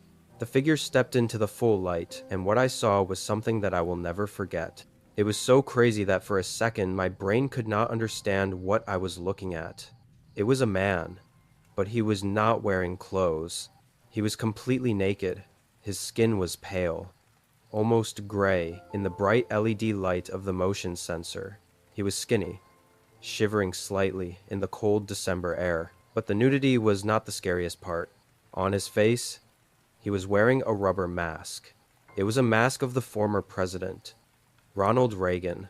The mask had exaggerated features with deep wrinkles, plastic hair that did not move, and a frozen wide grin that looked evil in the shadows. The eyes of the mask were just dark, empty holes. I looked down on his private parts. He was wearing a sock, just a single athletic tube sock. It looked like a nightmare. A naked man, a president's mask, and a sock. He was not running. He was not rushing. He was just wandering. He took slow steps into the breezeway, turning his masked head side to side as if he was checking out the house. He turned toward the door where we were standing. The dark holes of the mask seemed to look right at us through the glass. He tilted his head like a curious dog. He did not know we were there yet. Or maybe he did, and he just did not care. Danielle whispered, saying he was coming to the door. That snapped me out of my shock. The fear turned into anger. This was my house. I slammed my hand against the glass of the door, making a loud bang. I screamed at the top of my lungs for him to get out and that I was calling the cops. The figure jumped. It was a strange, jerky movement. The Ronald Reagan mask bobbed up and down. He did not scream back. He did not try to open the door. He just froze for a split second, the plastic smile still looking at us. Then he ran. He turned and sprinted out of the breezeway, his bare feet hitting the concrete. He ran toward the woods behind our garage. Within seconds, he was gone into the darkness. I told Danielle to call 911 immediately. She was already dialing, her hands shaking so bad. She almost dropped the phone. I ran to the front of the house to make sure the front door was locked. Then I grabbed a baseball bat from the closet. I did not go outside. I am not stupid. You do not chase a crazy person into the dark woods when you do not know if he has a weapon or friends waiting. The police arrived quickly. Vestavia Hills P. Devrend takes this stuff seriously. Within 10 minutes, there were blue lights flashing in our driveway. 2 officers came to the door, while 2 others started searching the backyard and the edge of the woods with flashlights. We told them everything. I described the man as a white male, average height, skinny build, and then I had to describe the rest. Telling a police officer that a naked man in a Ronald Reagan mask with a sock on his private parts was on your porch sounds like a prank call. I could tell they did not believe me at first. One officer asked if I was sure it was not a teenager pulling a prank. I told him he was a grown man and that the way he was moving was not funny. It was dangerous. Danielle mentioned we had cameras. We had installed a surveillance system a few months prior.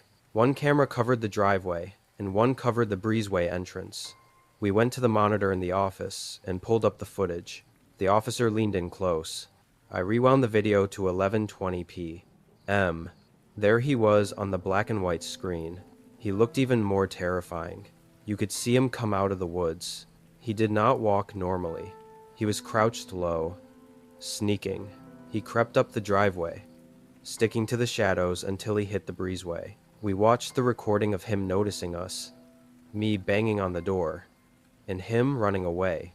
The officer said it was disturbing. But then the officer said something that made my blood run cold. He asked to rewind it further to see where the man came from. I scrolled the timeline back to 10:30 p.m. My stomach felt sick. At 10:30 p.m., when I had gone to the kitchen and seen the motion light come on, the camera showed him. He was standing right at the edge of the garage door. He was standing perfectly still, just out of sight of the window I had been looking out of. If I had opened that door to check the noise, he would have been right there. I scrolled back further. 9:45 p.m. The camera showed the backyard in the corner of the frame near the trees. You could see a pale shape. He had been there. He had been standing in the woods, naked in the freezing cold, watching our house for over an hour. The growling dog, the noises on the roof. It was not the wind. We watched as he tested the handle of my truck. It was locked. We watched him creep up to the back deck, which explained the wet footsteps Danielle heard. He pressed his masked face against the sliding glass door while we were sitting just 10 feet away watching TV. We just had not seen him because the curtains were drawn. He had been circling the house, looking for a way in, testing every lock for nearly 2 hours before we saw him. The police did a full search of the woods. They brought out canine units. The dogs picked up a scent that led into the dense forest behind our subdivision, but the trail went cold near a drainage ditch about a mile away. They never found him. They found footprints in the mud, bare feet, size 10 or 11. They found a place in the brush where the leaves were flattened, like someone had been lying there waiting. But they never found the mask. They never found the clothes he must have taken off. And they never found the man. We did not sleep that night. We spent the first few hours of 2016 sitting in the kitchen with all the lights on, the baseball bat on the table, jumping at every shadow. We moved out of that house 6 months later. I could not do it. Every time I walked through that breezeway, I saw that plastic Ronald Reagan smile. Every time I looked out into the woods, I imagined a pale, naked figure crouching in the bushes. The scariest part is not the mask. It is not even the nudity. It is a fact that he did not want to steal anything. He did not break into the car. He did not throw a rock through the window. He was just existing. He wanted to be close to us. He wanted to look at us. To this day, the police have no leads. The naked Ronald Reagan of Vestavia Hills remains a mystery, and I wonder what would have happened if I had not looked out that breezeway door when I did. Because, in the video, right before I banged on the glass, his hand was reaching for the doorknob, and that night, I had forgotten to lock it. Story 7. New Year's Eve has always been my favorite holiday, not for the champagne or the countdown, but for that electric feeling in the air when thousands of strangers gather in one place, all sharing the same anticipation. In 2017, I had just finished my nursing degree at a community college in Wilmington, North Carolina, and my roommate, Sienna, convinced me we needed to celebrate properly. She had read about this waterfront event down by the Cape Fear River, where they set off fireworks right over the water, and the reflection supposedly made it look like the sky was exploding twice. We arrived around 9 o'clock that night, bundled in our thickest coats because the temperature had dropped to something brutal, the kind of cold that makes your lungs ache when you breathe too deep. The crowd was already packed tight along the riverfront, families with kids on their shoulders, couples wrapped around each other, groups of college students passing thermoses back and forth. We found a decent spot near a row of food vendors, close enough to see the barge where they would launch the fireworks, but far enough from the main stage that we could actually hear each other talk. Sienna had brought a small folding blanket, and we stood on it to keep our feet off the frozen ground. stamping in place every few minutes to keep the blood flowing. The atmosphere was incredible. All those Christmas lights still strung up along the waterfront businesses. The smell of funnel cake and hot chocolate mixing with the salty river air. I remember feeling genuinely happy that night. Like everything in my life was finally clicking into place. I had a job interview lined up at a hospital for the following week. My student loans were manageable, and I was surrounded by what felt like pure celebration. Around 11 o'clock, my bladder started protesting all the hot cider I had been drinking, and the nearest porta potties had lines that snaked halfway down the block. Sienna pointed toward a path that led away from the main crowd, toward some older buildings near the historic district. She said she had seen people walking that way earlier, probably towards some restaurant bathrooms. I told her I would be back in 15 minutes. 20 tops. The path was paved but narrow, cutting between two brick warehouses that had been converted into boutique shops, all closed for the holiday. The noise from the crowd faded faster than I expected, replaced by that hollow quiet you get in empty commercial areas at night. A few streetlights dotted the way, but they were the old kind, casting weak yellow circles that barely touched the ground between them. I passed a couple heading back toward the waterfront, the woman laughing at something on her phone, and that made me feel better about my decision to walk this way. About halfway down the path, I noticed a small courtyard to my left with benches and a dried-up fountain, the kind of space where office workers probably ate lunch during the week. I remember thinking it looked peaceful, almost pretty, with the faint glow from a string of forgotten Christmas lights wrapped around a bare tree. My legs were stiff from standing for 2 hours, so I decided to stop for just a minute, stretch my calves, roll my ankles. The fireworks were not supposed to start until midnight anyway, and I still had almost 40 minutes. I walked into the courtyard and sat on one of the benches, rubbing my hands together and blowing into them. The cold had gotten sharper away from the body heat of the crowd, and I could see my breath forming thick clouds in front of my face. I pulled out my phone to text Sienna that I might be a few extra minutes, and that was when I first heard the footsteps. They were slow and deliberate, the sound of hard-soled shoes on brick coming from somewhere behind me. I turned around, but did not see anyone, just the dark mouth of an alley between two buildings that I had not noticed before. I figured it was probably someone else looking for a bathroom or a quiet spot. Maybe someone who had drunk too much and needed to clear their head. I went back to typing my message, but my thumbs had gotten clumsy from the cold, and I kept hitting the wrong letters. The footsteps stopped. I did not think much of it at the time, just assumed whoever it was had found where they were going. But something made me look up again. Some instinct I cannot really explain, and that was when I saw him standing at the edge of the courtyard, maybe 30 feet away, just outside the reach of the Christmas lights. He was tall, wearing a dark jacket with the hood pulled up, and he was completely still, not walking, not looking at his phone, not doing any of the things a normal person does when they stop somewhere. Just standing there, facing my direction. I told myself he was probably waiting for someone, maybe texting with his head down in a way I could not see from this angle. I stood up from the bench, brushing off my coat like I had somewhere to be, and started walking back toward the path that led to the waterfront. Did not run because I felt stupid, like I was being paranoid. Like I was one of those women who crosses the street when she sees a man walking behind her and then feels embarrassed when he turns out to be heading somewhere completely innocent. But I walked fast, faster than I needed to, and I kept my phone in my hand with my thumb hovering over the emergency call button. I reached the path and turned right back toward the noise and the lights and the thousands of people who had no idea I existed. I let out a breath I did not realize I had been holding. And then I heard the footsteps again, closer this time, matching my pace. I did not turn around. I just walked faster, my boots clicking against the pavement in a rhythm that felt too loud, too obvious. The path curved slightly, and I could see the glow from the waterfront up ahead, maybe 200 yards away, and I remember calculating how long it would take me to reach the crowd if I started running. 20 seconds, maybe 30. The footsteps behind me sped up. I want to be clear about something here, because people always ask me this part. I did not scream. I did not yell for help.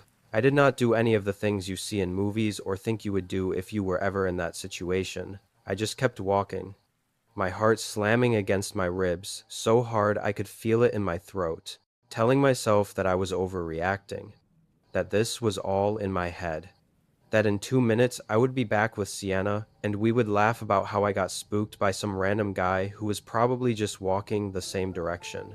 The distance between us was closing. I could hear his breathing now, heavy and deliberate, and I could smell something sharp and chemical, like rubbing alcohol or hand sanitizer. I was maybe 100 yards from the crowd when he grabbed me.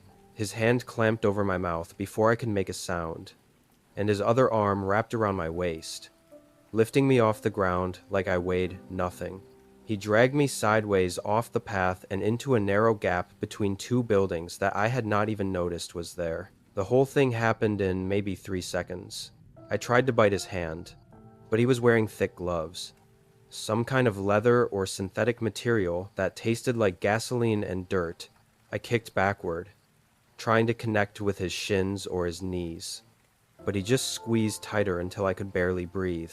He threw me against a brick wall, and I felt the back of my head crack against it. Not hard enough to knock me out, but hard enough that my vision went white for a second and my legs turned to water. When I could see again, he was standing in front of me, blocking the only way out. The gap between the buildings was barely wide enough for two people to stand side by side, and it was so dark I could only see the outline of his shape against the faint light from the path. He had something in his hand, something metallic that caught the light when he moved. I opened my mouth to scream, and he hit me across the face with it. A short, brutal swing that split my lip open and sent blood spraying across my coat.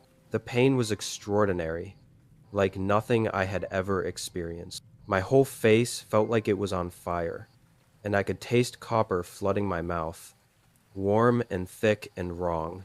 He hit me again, this time in the stomach, and I doubled over and fell to my knees on the frozen ground. I remember the cold seeping through my jeans, remember thinking how strange it was that I could feel something so small when everything else hurt so much. He grabbed a fistful of my hair and yanked my head back, and that was when I finally saw his face. He had pulled his hood down, maybe because he wanted me to see him, or maybe because it had slipped during the struggle. He looked ordinary. That was the thing that struck me most. Brown hair cut short, clean-shaven, maybe in his 40s. He could have been a neighbor, a co-worker, someone you pass in the grocery store without a second glance. His eyes were completely calm, like he was doing something routine, something he had done before. He leaned close to my ear and whispered something I will never repeat, something so vile and specific that I knew in that moment he had been watching me, that this was not random, that he had chosen me out of that entire crowd and followed me and waited for his chance. I do not know what would have happened next if the fireworks had not started. The first explosion lit up the sky, and for a split second the alley was bright as daylight, bright enough that I could see every detail of his face, the small scar above his left eyebrow, the way his nostrils flared when he breathed. The sound was deafening, a deep boom that echoed off the brick walls and seemed to shake the ground beneath us. He flinched just barely, his grip on my hair loosening for half a second. That was all I needed. I lunged forward and sank my teeth into his forearm, biting down as hard as I could through the fabric of his jacket until I felt something give. He screamed, this high-pitched animal sound that did not match his calm face at all, and he shoved me backward. I hit the wall again, but this time I was ready for it, bracing myself with my hands. More fireworks exploded overhead, red and gold and white, and I could hear the crowd cheering in the distance. All those happy people with no idea what was happening just 200 yards away. I screamed, then, finally screamed louder than I have ever screamed in my life. A raw tearing sound that ripped out of my throat and mixed with the explosions above us. He ran. I saw him turn and disappear down the alley. moving fast, his footsteps fading into the noise of the celebration. I tried to stand, but my legs would not cooperate. So I crawled instead, dragging myself toward the light at the end of the gap between the buildings. The fireworks kept going, one after another, painting the sky in colors I could barely see through the tears and blood streaming down my face.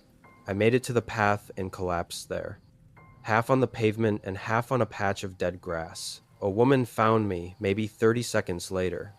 A stranger in a bright red coat who dropped her cup of hot chocolate and started screaming for help. I remember looking up at her face, at the horror in her eyes, and thinking that I must look even worse than I felt. People surrounded me within minutes. A crowd forming the same way crowds always do when something terrible happens. Someone called 911. Someone else pressed a scarf against my face to stop the bleeding. The fireworks finale started, this massive cascade of light and sound that seemed to go on forever, and I lay there on the frozen ground, watching it through the legs of strangers, thinking that this was supposed to be the start of a new year, a fresh beginning, and instead, it had become the worst night of my life. The ambulance took me to New Hanover Regional Medical Center where they stitched up my lip, treated the concussion from hitting the wall, and documented every bruise and cut on my body for the police report. Sienna arrived at the emergency room around 2 o'clock in the morning, her face swollen from crying, apologizing over and over like it was somehow her fault for pointing me toward that path. The detective who interviewed me was a woman named Lorraine Buckley, late 50s, with gray hair pulled back in a tight bun, and a voice that sounded like she had seen every terrible thing a person could see and had learned to keep going anyway.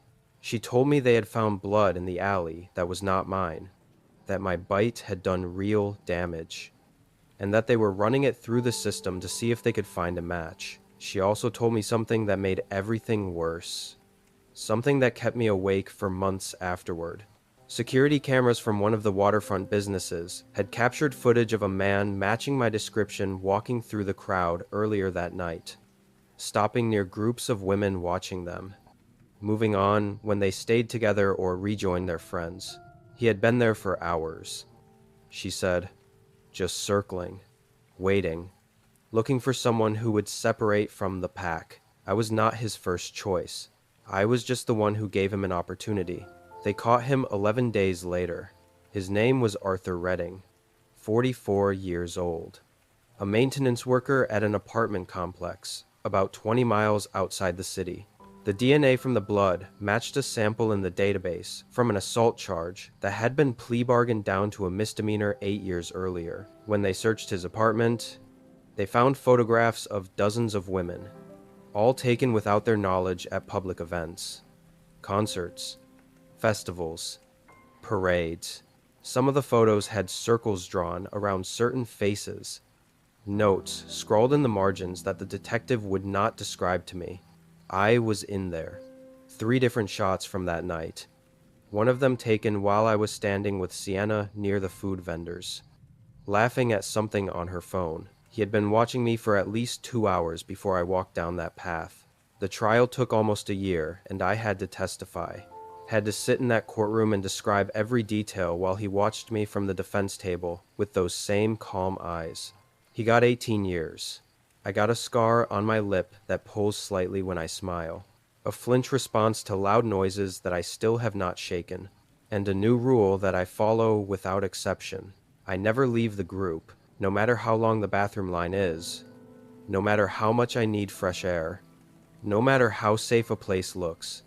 I stay where the people are, where the light is, where someone would hear me if I screamed, because I know now what I did not know then. The monsters do not wait in dark alleys. They walk through crowds, smiling, patient, waiting for you to make one small mistake. Story 8.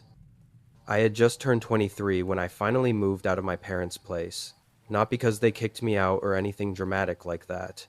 They were actually pretty chill about me staying, but because I suddenly felt this weird restlessness, like I was stuck in place while the world around me kept moving on without me.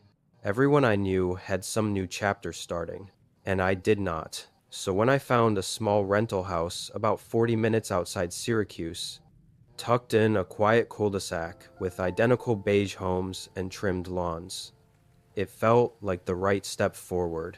It was not anything fancy. 2 bedrooms, 1 bath, carpet that had definitely seen better days, and a kitchen that still had those old click-clack gas knobs. But it was mine. My first place. My first real chance to feel like an adult. Back then, I did not have many people I stayed closely in touch with. Friends come and go. Life moves, etc. But there was one friend I never lost. Riley. He lived up near Watertown, about an hour and a half north from me. We had not hung out in a while because of work schedules and the fact that adult life apparently means you are always tired for no reason at all. But we talked often over text. Dumb memes. Late night ranting. That sort of thing. So when he hit me up just after Christmas, saying, "Bro, New Year's Eve party at my place. Slide through. I swear it won't be lame." I kind of laughed because his parties were always chaotic. But I also did not have plans. No partner. No close by friends. No family gathering because my parents were traveling that week. Spending New Year's alone in my unfinished living room did not sound depressing. It sounded worse than depressing. So, I told him, "Yeah, why not? I will go."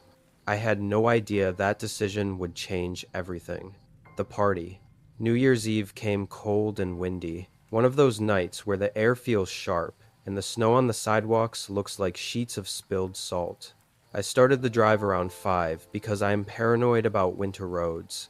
The closer I got to Riley's town, the more rural it got. Long stretches of highway with nothing but dark trees and the occasional flicker of someone's porch light way off in the distance. His house was a modest 2-story place near the edge of a neighborhood where houses slowly gave way to open fields. I could already see cars lining the street when I pulled up.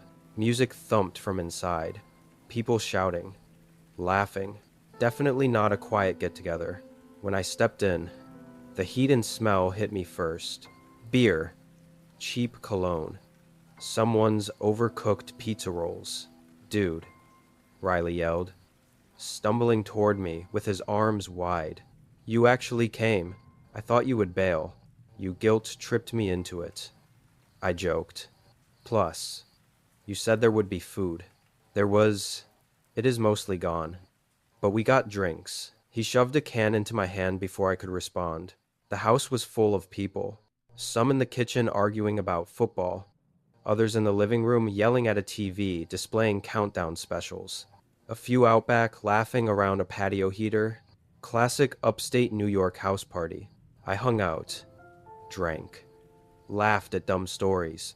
A couple people asked where I moved to. And when I told them, one guy said, "Oh, yeah, that is a quiet area. Good place to start out. Nothing ever happens there." It was such a simple line. A throwaway comment. But looking back, it rings in my head like an omen. By the time midnight hit, everyone was screaming the countdown, spilling drinks, hugging people they just met. When the energy dipped after, people slowly filtered out. Winter coats, half-slurred goodbyes. Someone falling on the porch steps. I was hammered enough that when Riley said, "Dude, no way you are driving back tonight," crashed in the guest room upstairs. I did not argue. My head was heavy, my vision fuzzy, and the idea of a warm bed sounded like heaven. I trudged upstairs, found the guest room, tossed my jacket on a chair, and collapsed onto the bed, still partly dressed, the room spinning gently. I could faintly hear music downstairs, but my body was already switching off. I did not dream, or maybe I did, but everything felt too fogged with alcohol to remember anything clearly until that noise woke me. It was not fireworks. It was not anything dramatic. It was something so small, but so wrong in the quiet of the night. The soft scrape of wood sliding against carpet. I blinked awake, disoriented, my mouth dry as sand. At first, I thought it was the house settling or Riley stumbling around downstairs. But then I heard it again. Something moving just a few feet from me. My eyes adjusted to the dark. The only light coming from the street lamp outside, filtering through the blinds. The room was still, except the closet door. It was open. I was almost sure I closed it earlier when I put my bag down. I hate open closets in the dark. Blame childhood horror movies. So when I went to bed, I definitely closed it. Yet now it stood slightly ajar, a thin line of darkness in the shape of a crooked grin. I whispered to myself, "It is nothing. He has old doors. They shift." But then it moved. A slow dragging creak.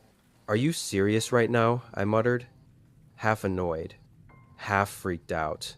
Still thinking it had to be a draft or something, I climbed out of bed, rubbing my eyes, and walked toward the closet. The carpet muffled my steps.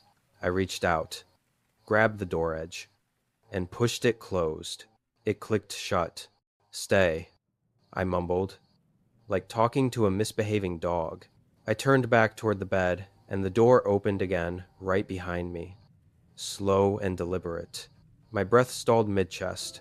I did not move for a second. Just stood there, feeling this cold, crawling panic creep up my spine. I swallowed hard and whispered, "Riley, is someone messing with me?" No answer. No footsteps. Nothing. Finally, frustration overtook fear. I spun around and grabbed the door again. "Dude." "What?" But I did not finish the sentence because the moment I touched the door, a hand shot out from the darkness inside. A real hand. Human. Cold.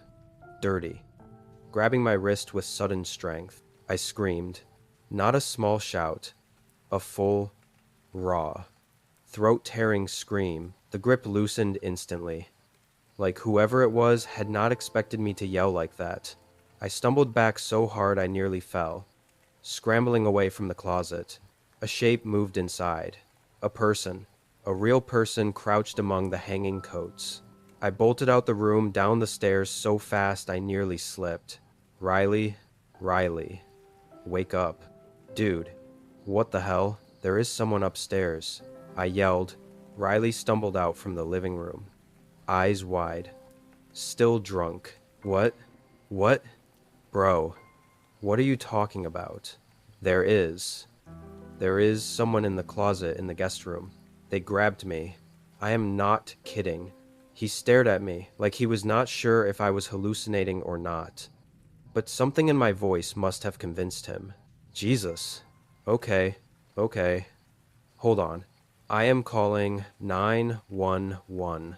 The next few minutes felt unreal. The police sirens cutting through the quiet neighborhood. The pounding on the door.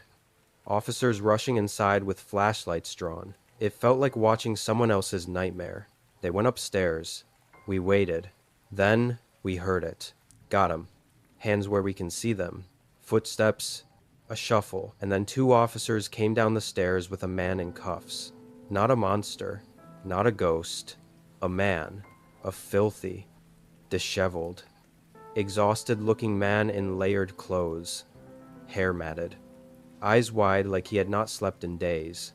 He looked half feral, half terrified. Riley whispered, "What the hell?" When the officers checked him, one pulled something out of his jacket. A long kitchen knife. I felt my stomach drop. My whole body went cold. One officer said, "We are taking him in. He has been hiding in the property for some time." The man suddenly spoke, voice trembling, almost like he was relieved. I did not hurt nobody. I have been staying under that bed 3 weeks there. No one knew. Silence. Complete heavy silence. Riley's face drained of color. My hands were shaking so hard I had to put them in my pockets. 3 weeks. 3 weeks living under that bed while Riley's guests slept above him, while people walked around the house every day, while Riley lived here totally unaware. The man looked at us with tired eyes as they led him out the door. "Sorry," he said quietly. "I just needed somewhere warm." The officers took him away. Riley did not sleep that night. Neither did I. We sat in the living room, both in shock, both talking quietly, trying to piece together the impossible. Every little sound in the house made us jump. He moved out a month later. I do not blame him. I would have, too. Story 9. Tessa throws the same party every year on December 31st, and I have never missed one since we became friends after college. Her apartment in Austin is small but cozy, and she always manages to pack about 40 people into a space meant for maybe 15. I got there around 8 that night, parked my car a few blocks away on a side street, and made my way through the crowd of familiar faces. Most of these people I only see once or twice a year, but there is something nice about that, like checking in on different chapters of your life. Around 11, I found myself near the kitchen talking to Craig. We had been seeing each other casually for about 6 weeks. Nothing too serious, just dinners and late-night texts. In one weekend trip to San Antonio back in early December, Tessa had introduced us at a happy hour in November. He worked in real estate, had a golden retriever named Buster, and always smelled like cedar and clean laundry. Normal guy. The kind of guy your friends approve of. At least that is what I thought. The countdown happened. Everyone screamed and kissed and spilled champagne on the floor. I had maybe 3 glasses of wine spread across 4 hours, so I was perfectly fine to drive. But Craig offered me a ride anyway. He said my car would be safe on the street overnight, and he could pick me up in the morning to grab it before breakfast. It made sense. His place was only about 10 minutes from mine, and we had already been talking about getting pancakes the next day. I said yes without hesitation. That is the part that haunts me now. How easy it was to say yes to someone I thought I knew. Someone my own friends had vouched for. We left Tessa's place around 12:30, and I remember her standing in the doorway, waving goodbye, yelling something about brunch plans for the weekend. I waved back and smiled. I had no idea that would be the last normal moment of my entire night. Craig drove a dark blue Ford pickup, the kind with the extended cab and leather seats. I climbed into the passenger side and buckled my seatbelt while he fiddled with the radio, settling on some late-night country station playing old songs I half recognized. The first few minutes felt completely normal. We talked about the party, laughed about how drunk Tessa's neighbor had gotten, made plans for what time he would pick me up for breakfast. I live in a neighborhood called Barton Hills, about 20 minutes south of where Tessa's apartment is. The route is simple. You take Lamar Boulevard down, hang a left on Barton Springs Road, then wind through a few residential streets until you hit my place. I have made that drive 100 times, so when Craig turned right instead of left at the first major intersection, I figured he was just taking a different way, maybe avoiding traffic from all the parties letting out. I mentioned it casually, said something like, "Hey, my place is the other direction," and he just nodded and said he knew a shortcut. 5 minutes passed, and we were heading north, away from my neighborhood, deeper into parts of Austin I did not recognize at that hour. The streets were darker here, more industrial, with warehouses and empty lots instead of houses and apartment buildings. I asked him again where we were going, and this time my voice came out a little sharper than I intended. He glanced at me with this calm expression, almost amused, and told me to relax. Said he just wanted to drive around a bit, enjoy the night, maybe find a spot to watch the fireworks that were still going off in the distance. I told him I was tired and just wanted to go home. He did not respond. He just kept driving, one hand on the wheel, eyes fixed on the road ahead. That was the first moment I felt something shift inside my chest. Not panic yet, but the beginning of it. Like a door creaking open in a dark room. I pulled out my phone to check the map to see exactly where we were, and Craig reached over and put his hand on my wrist. Not hard, not violent, just firm enough to stop me. He said I did not need to do that. that he knew where he was going. And his voice had that edge to it that I had never heard before. I pulled my arm back and he let go. But something in his face had changed. The easy smile was gone. His jaw was tight and his eyes stayed locked on the road. I told myself to stay calm, to not escalate things, to just talk my way through this. I asked him if everything was okay, if something was wrong, trying to sound casual, even though my heart was beating so hard I could feel it in my throat. He said everything was fine. He said he just wanted to spend more time with me. He said he felt like I had been distant lately, like I was pulling away, and he wanted to talk about it. The thing is, we had only been seeing each other for 6 weeks. There was nothing to pull away from. We were barely anything at all. The truck slowed down and turned onto a gravel road that led toward what looked like an old construction site. Piles of dirt. A half-built structure surrounded by chain-link fence. No lights except for the distant glow of the city behind us. I asked him to stop the car. I said it clearly, firmly, the way you are supposed to when you want someone to take you seriously. He kept driving. I said it again, louder this time, and he finally pulled over near a stack of concrete barriers. The engine stayed running. He turned to look at me, and in the dim light from the dashboard, I could see something in his expression that made my stomach turn. It was not anger exactly. It was patience, like he had been waiting for this moment, planning it. And now he was finally here. He asked me why I had not invited him to be my midnight kiss. He asked why I had spent so much time talking to other guys at the party. His voice was calm, almost curious, like he genuinely wanted to understand. But the questions themselves were insane. I had kissed him at midnight. I had barely talked to anyone else all night. I realized then that I was dealing with someone who had built an entire narrative in his head that had nothing to do with reality. Every interaction we had over the past 6 weeks was being filtered through some lens I could not see. I thought about all the times he had asked me what I was doing, who I was with when I would be free. I had thought it was just enthusiasm, just a guy who really liked me. Now those questions took on a different shape. I tried to keep my voice steady when I told him that I did not know what he was talking about, that I had been with him most of the night, that I thought we were having a good time together. He stared at me for a long moment, then shook his head slowly, like I had disappointed him. He said I was lying. He said he had seen me laughing with some guy by the window around 11, seen me touch his arm, seen the way I looked at him. I remembered that conversation. It was Tessa's cousin from Houston, a guy in his 50s who was telling me about his grandkids. The whole thing lasted maybe 3 minutes. I knew I had to get out of that truck. The doors were unlocked.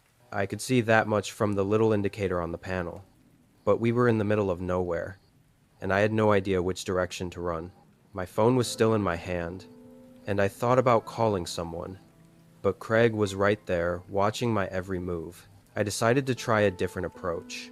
I told him I was sorry if I had made him feel ignored, that I had not realized he was upset, and that maybe we could talk about it over breakfast like we planned. I was saying whatever I thought he wanted to hear, buying time, trying to figure out my next move. He seemed to soften a little. His shoulders dropped and he leaned back in his seat. He said he did not want to fight, that he just needed me to understand how much I meant to him.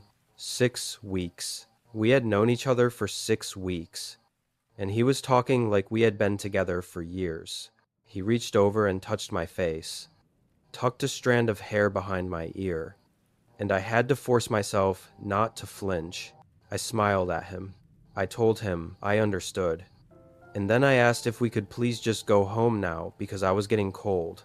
He nodded and put the truck back in drive. For a few minutes, I thought it was actually over, that I had managed to talk my way out of whatever that was. We pulled back onto the main road and started heading in what looked like the right direction. I could see the skyline of downtown Austin in the distance, and I focused on those lights like they were a lifeline. But then Craig started talking again, and everything got worse. He told me he had driven by my apartment a few times over the past couple weeks just to check on me, just to make sure I was safe. He said it so casually, like it was a normal thing to do. like I should be grateful. He mentioned details. The wreath I had hung on my door for Christmas. The fact that I usually get home from work around 6:15. The blue curtains in my bedroom that I never close all the way. My whole body went rigid. I had never told him what time I got home from work. I had never invited him inside my apartment. He had only ever picked me up from the curb, and I had thought that was just because things were still new and casual between us. He kept talking, filling the silence with things he should not have known. He knew that I order Thai food every Thursday from the same place. He knew that my neighbor has a gray cat that sits on the windowsill. He knew that I had gone running in the park near my apartment last Sunday morning and stopped to stretch by the big oak tree near the entrance. Each detail landed like a punch. I was trying to keep my breathing steady, trying not to let him see how terrified I was. But inside, I was screaming. This man had been watching me, not just once or twice, but consistently, methodically, for weeks.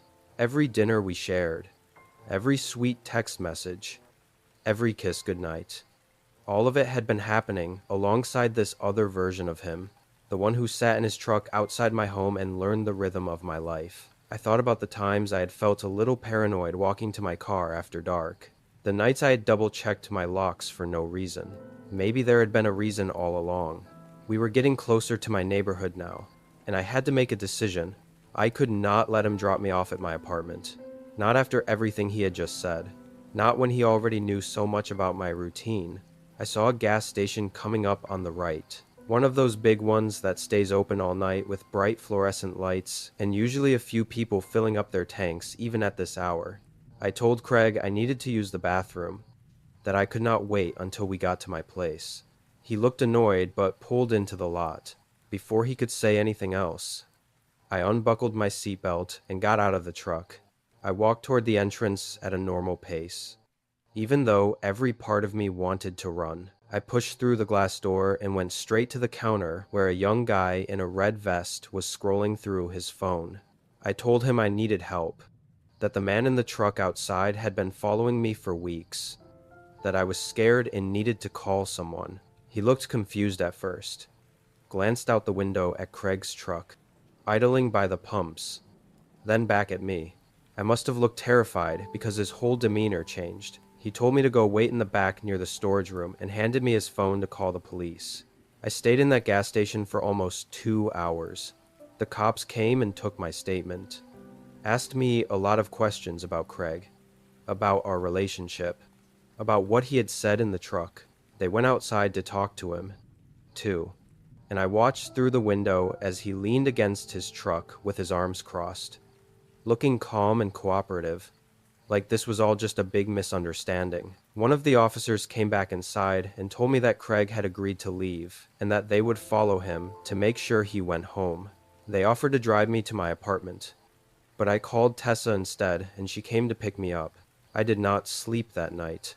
I sat on her couch with all the lights on, replaying every conversation I had ever had with Craig, trying to figure out what I had missed. The police said there was not much they could do unless he tried to contact me again or showed up at my place. He never did. I moved out of that apartment 2 weeks later, changed my phone number, deleted all my social media. I still do not know why he stopped. Maybe the police visit scared him. Maybe he found someone else to watch. Sometimes I wonder if he is out there right now, parked on some dark street, learning the patterns of another woman who thinks she found a nice, normal guy through friends. That is the part that keeps me awake, knowing that it could happen again to someone else and she would have no idea until it was too late. Story 10. I always thought New Year's Eve was supposed to feel safe. Loud crowds, bright lights, people cheering, music everywhere. It is the one night where the world feels too busy for something truly awful to slip through the cracks. But every year, no matter how good things were going, I always felt this weird mix of nostalgia and anxiety right around the last week of December. Maybe it came from the way I grew up. Quiet house, parents who worked night shifts, a neighborhood that was fine on paper, but filled with people who pretended they did not see things happening. That is probably why I moved out as soon as I could. I wanted someplace calmer, someplace I could actually breathe. By 2014, I had a small place in a coastal town in Virginia, a few miles from the water. Nothing fancy. A one-bedroom house with creaky floors and walls that let in every bit of winter wind. But it was mine. That was the year I had been dating Harper, my girlfriend. She was the kind of person whose energy filled a room before she even walked into it. Not loud, just warm. She had this way of making strangers feel like they had known her for years. She also had chronic back pain that flared up randomly, something that made her walk or stretch every now and then. But she never complained. She always said, "Babe, I do not want to be that person who whines all day. I am good." I loved her for that. Around Thanksgiving, I reconnected with two college friends through an old group chat, Roman and Toby. We had not hung out in years, but somehow the friendship still felt the same. Dumb jokes, trash talk, memories from late night study sessions. They told me they would be in my area for New Year's Eve, and I practically begged them to meet up. New Year's Eve of 2014. I still replay that night in my head like a broken film reel. Harper and I reached the restaurant around 8. The place was called the Dockside Lantern, a seafood spot right near the water with a tiny pier and a wooden walkway that wrapped around the back of the building. The whole town gathered there every year to watch fireworks over the bay. The place smelled like buttered shrimp, fried cod, and winter air. People clinked glasses and muttered, "Happy New Year," at strangers, the way people only do on nights like that. Harper brushed her hair back and said, "Tell me again why we are here an hour early, so we do not lose the good table," I said, pulling out her chair. She smirked. "You mean the one with the heater pointed right at us?" "Exactly. I know what keeps you happy." She rolled her eyes, but her smile gave her away. Around 9 o'clock, Roman and Toby walked in loud, laughing, wearing jackets that looked too thin for the weather. They smelled like cheap cologne and road trip caffeine. "Dude," Roman yelled before the door even closed. "Look at you. Domestic life has not killed you yet." "Huh?" Toby chimed in. "Yeah. Man, you look stable. It is weird." We all laughed, and I introduced Harper. They liked her immediately. I could tell by the way they would glance at her when she talked. Genuinely listening, not just nodding. Harper had that effect on people. We ordered drinks, food, made stupid jokes, talked about old professors we hated. It felt like a good night, a safe night. Around 10:45, Harper shifted in her chair and winced. "You okay?" I whispered. "My back just acting up. I am going to walk a bit. Want me to come?" "Nah." "Babe, I know you are catching up. I will just walk the boardwalk. Be back in a few." I paused. "You sure?" "Yes." She laughed softly. "I promise I will not disappear on New Year's Eve. I regret letting her go alone. I regret trusting the world too much." She stood up, put on her coat, kissed my cheek, and headed through the back door toward the wooden walkway. And that was the last time I saw her smile before everything went wrong. 15 minutes passed, then 20. At first, I thought, okay, she is just stretching, breathing the cold air, calming her back. But the fireworks were scheduled to start at 11 sharp. I checked my phone. 10:55. Still nothing. I stepped outside into the freezing air and dialed her voicemail right away. I frowned. That is weird. Her phone never dies. Toby noticed me shifting around and asked, "Yo, you good?" "I am going to go look for her just to be safe." "Want backup?" he asked. "No, it is fine. I will be right back." The boardwalk was not long, maybe a quarter mile. I jogged the full stretch, my breath turning white in the air. Couples were standing around, hands in pockets, waiting for the fireworks. Kids were holding sparklers. Nothing unusual, but no Harper, no sign of her. I started calling her name louder each time. I got a few weird looks from strangers, but I did not care. That creeping, Horrible fear crawled into my stomach. I turned around to head back and call 911. Then I froze. A sound tore through the cold night. A scream. Not the playful kind. Not a startled one. A real scream. A scream full of terror. Harper's scream. I sprinted. My legs were burning. My lungs on fire. But I did not stop. People turned toward me like, "What the hell?" But I did not look at anyone. The screaming came from farther down a darker part of the walkway. The part where the lights flickered and the pier edges were slippery. "Harper!" I yelled. No answer. I kept running until I saw a shape on the ground. Someone curled on their side. My heart dropped. Harper! Oh my God. Harper. She was lying next to a huge pool of blood. Her hands pressed against her stomach. She looked up at me with wide, terrified eyes. Oh, oh, thank God. I thought you would not hear me. She gasped. I dropped to my knees, shaking. What happened? Baby? What? What happened? She could barely talk. He asked. He asked for money. I gave him some. Then he stabbed me and ran. Her voice broke off in a whimper. I fumbled with my phone and dialed 911. My hands were shaking so hard I almost dropped it. 911. What is your emergency? My girlfriend. She is. She has been stabbed at the Dockside Lantern Boardwalk. Please, please, please hurry. Stay with her. Help is on the way.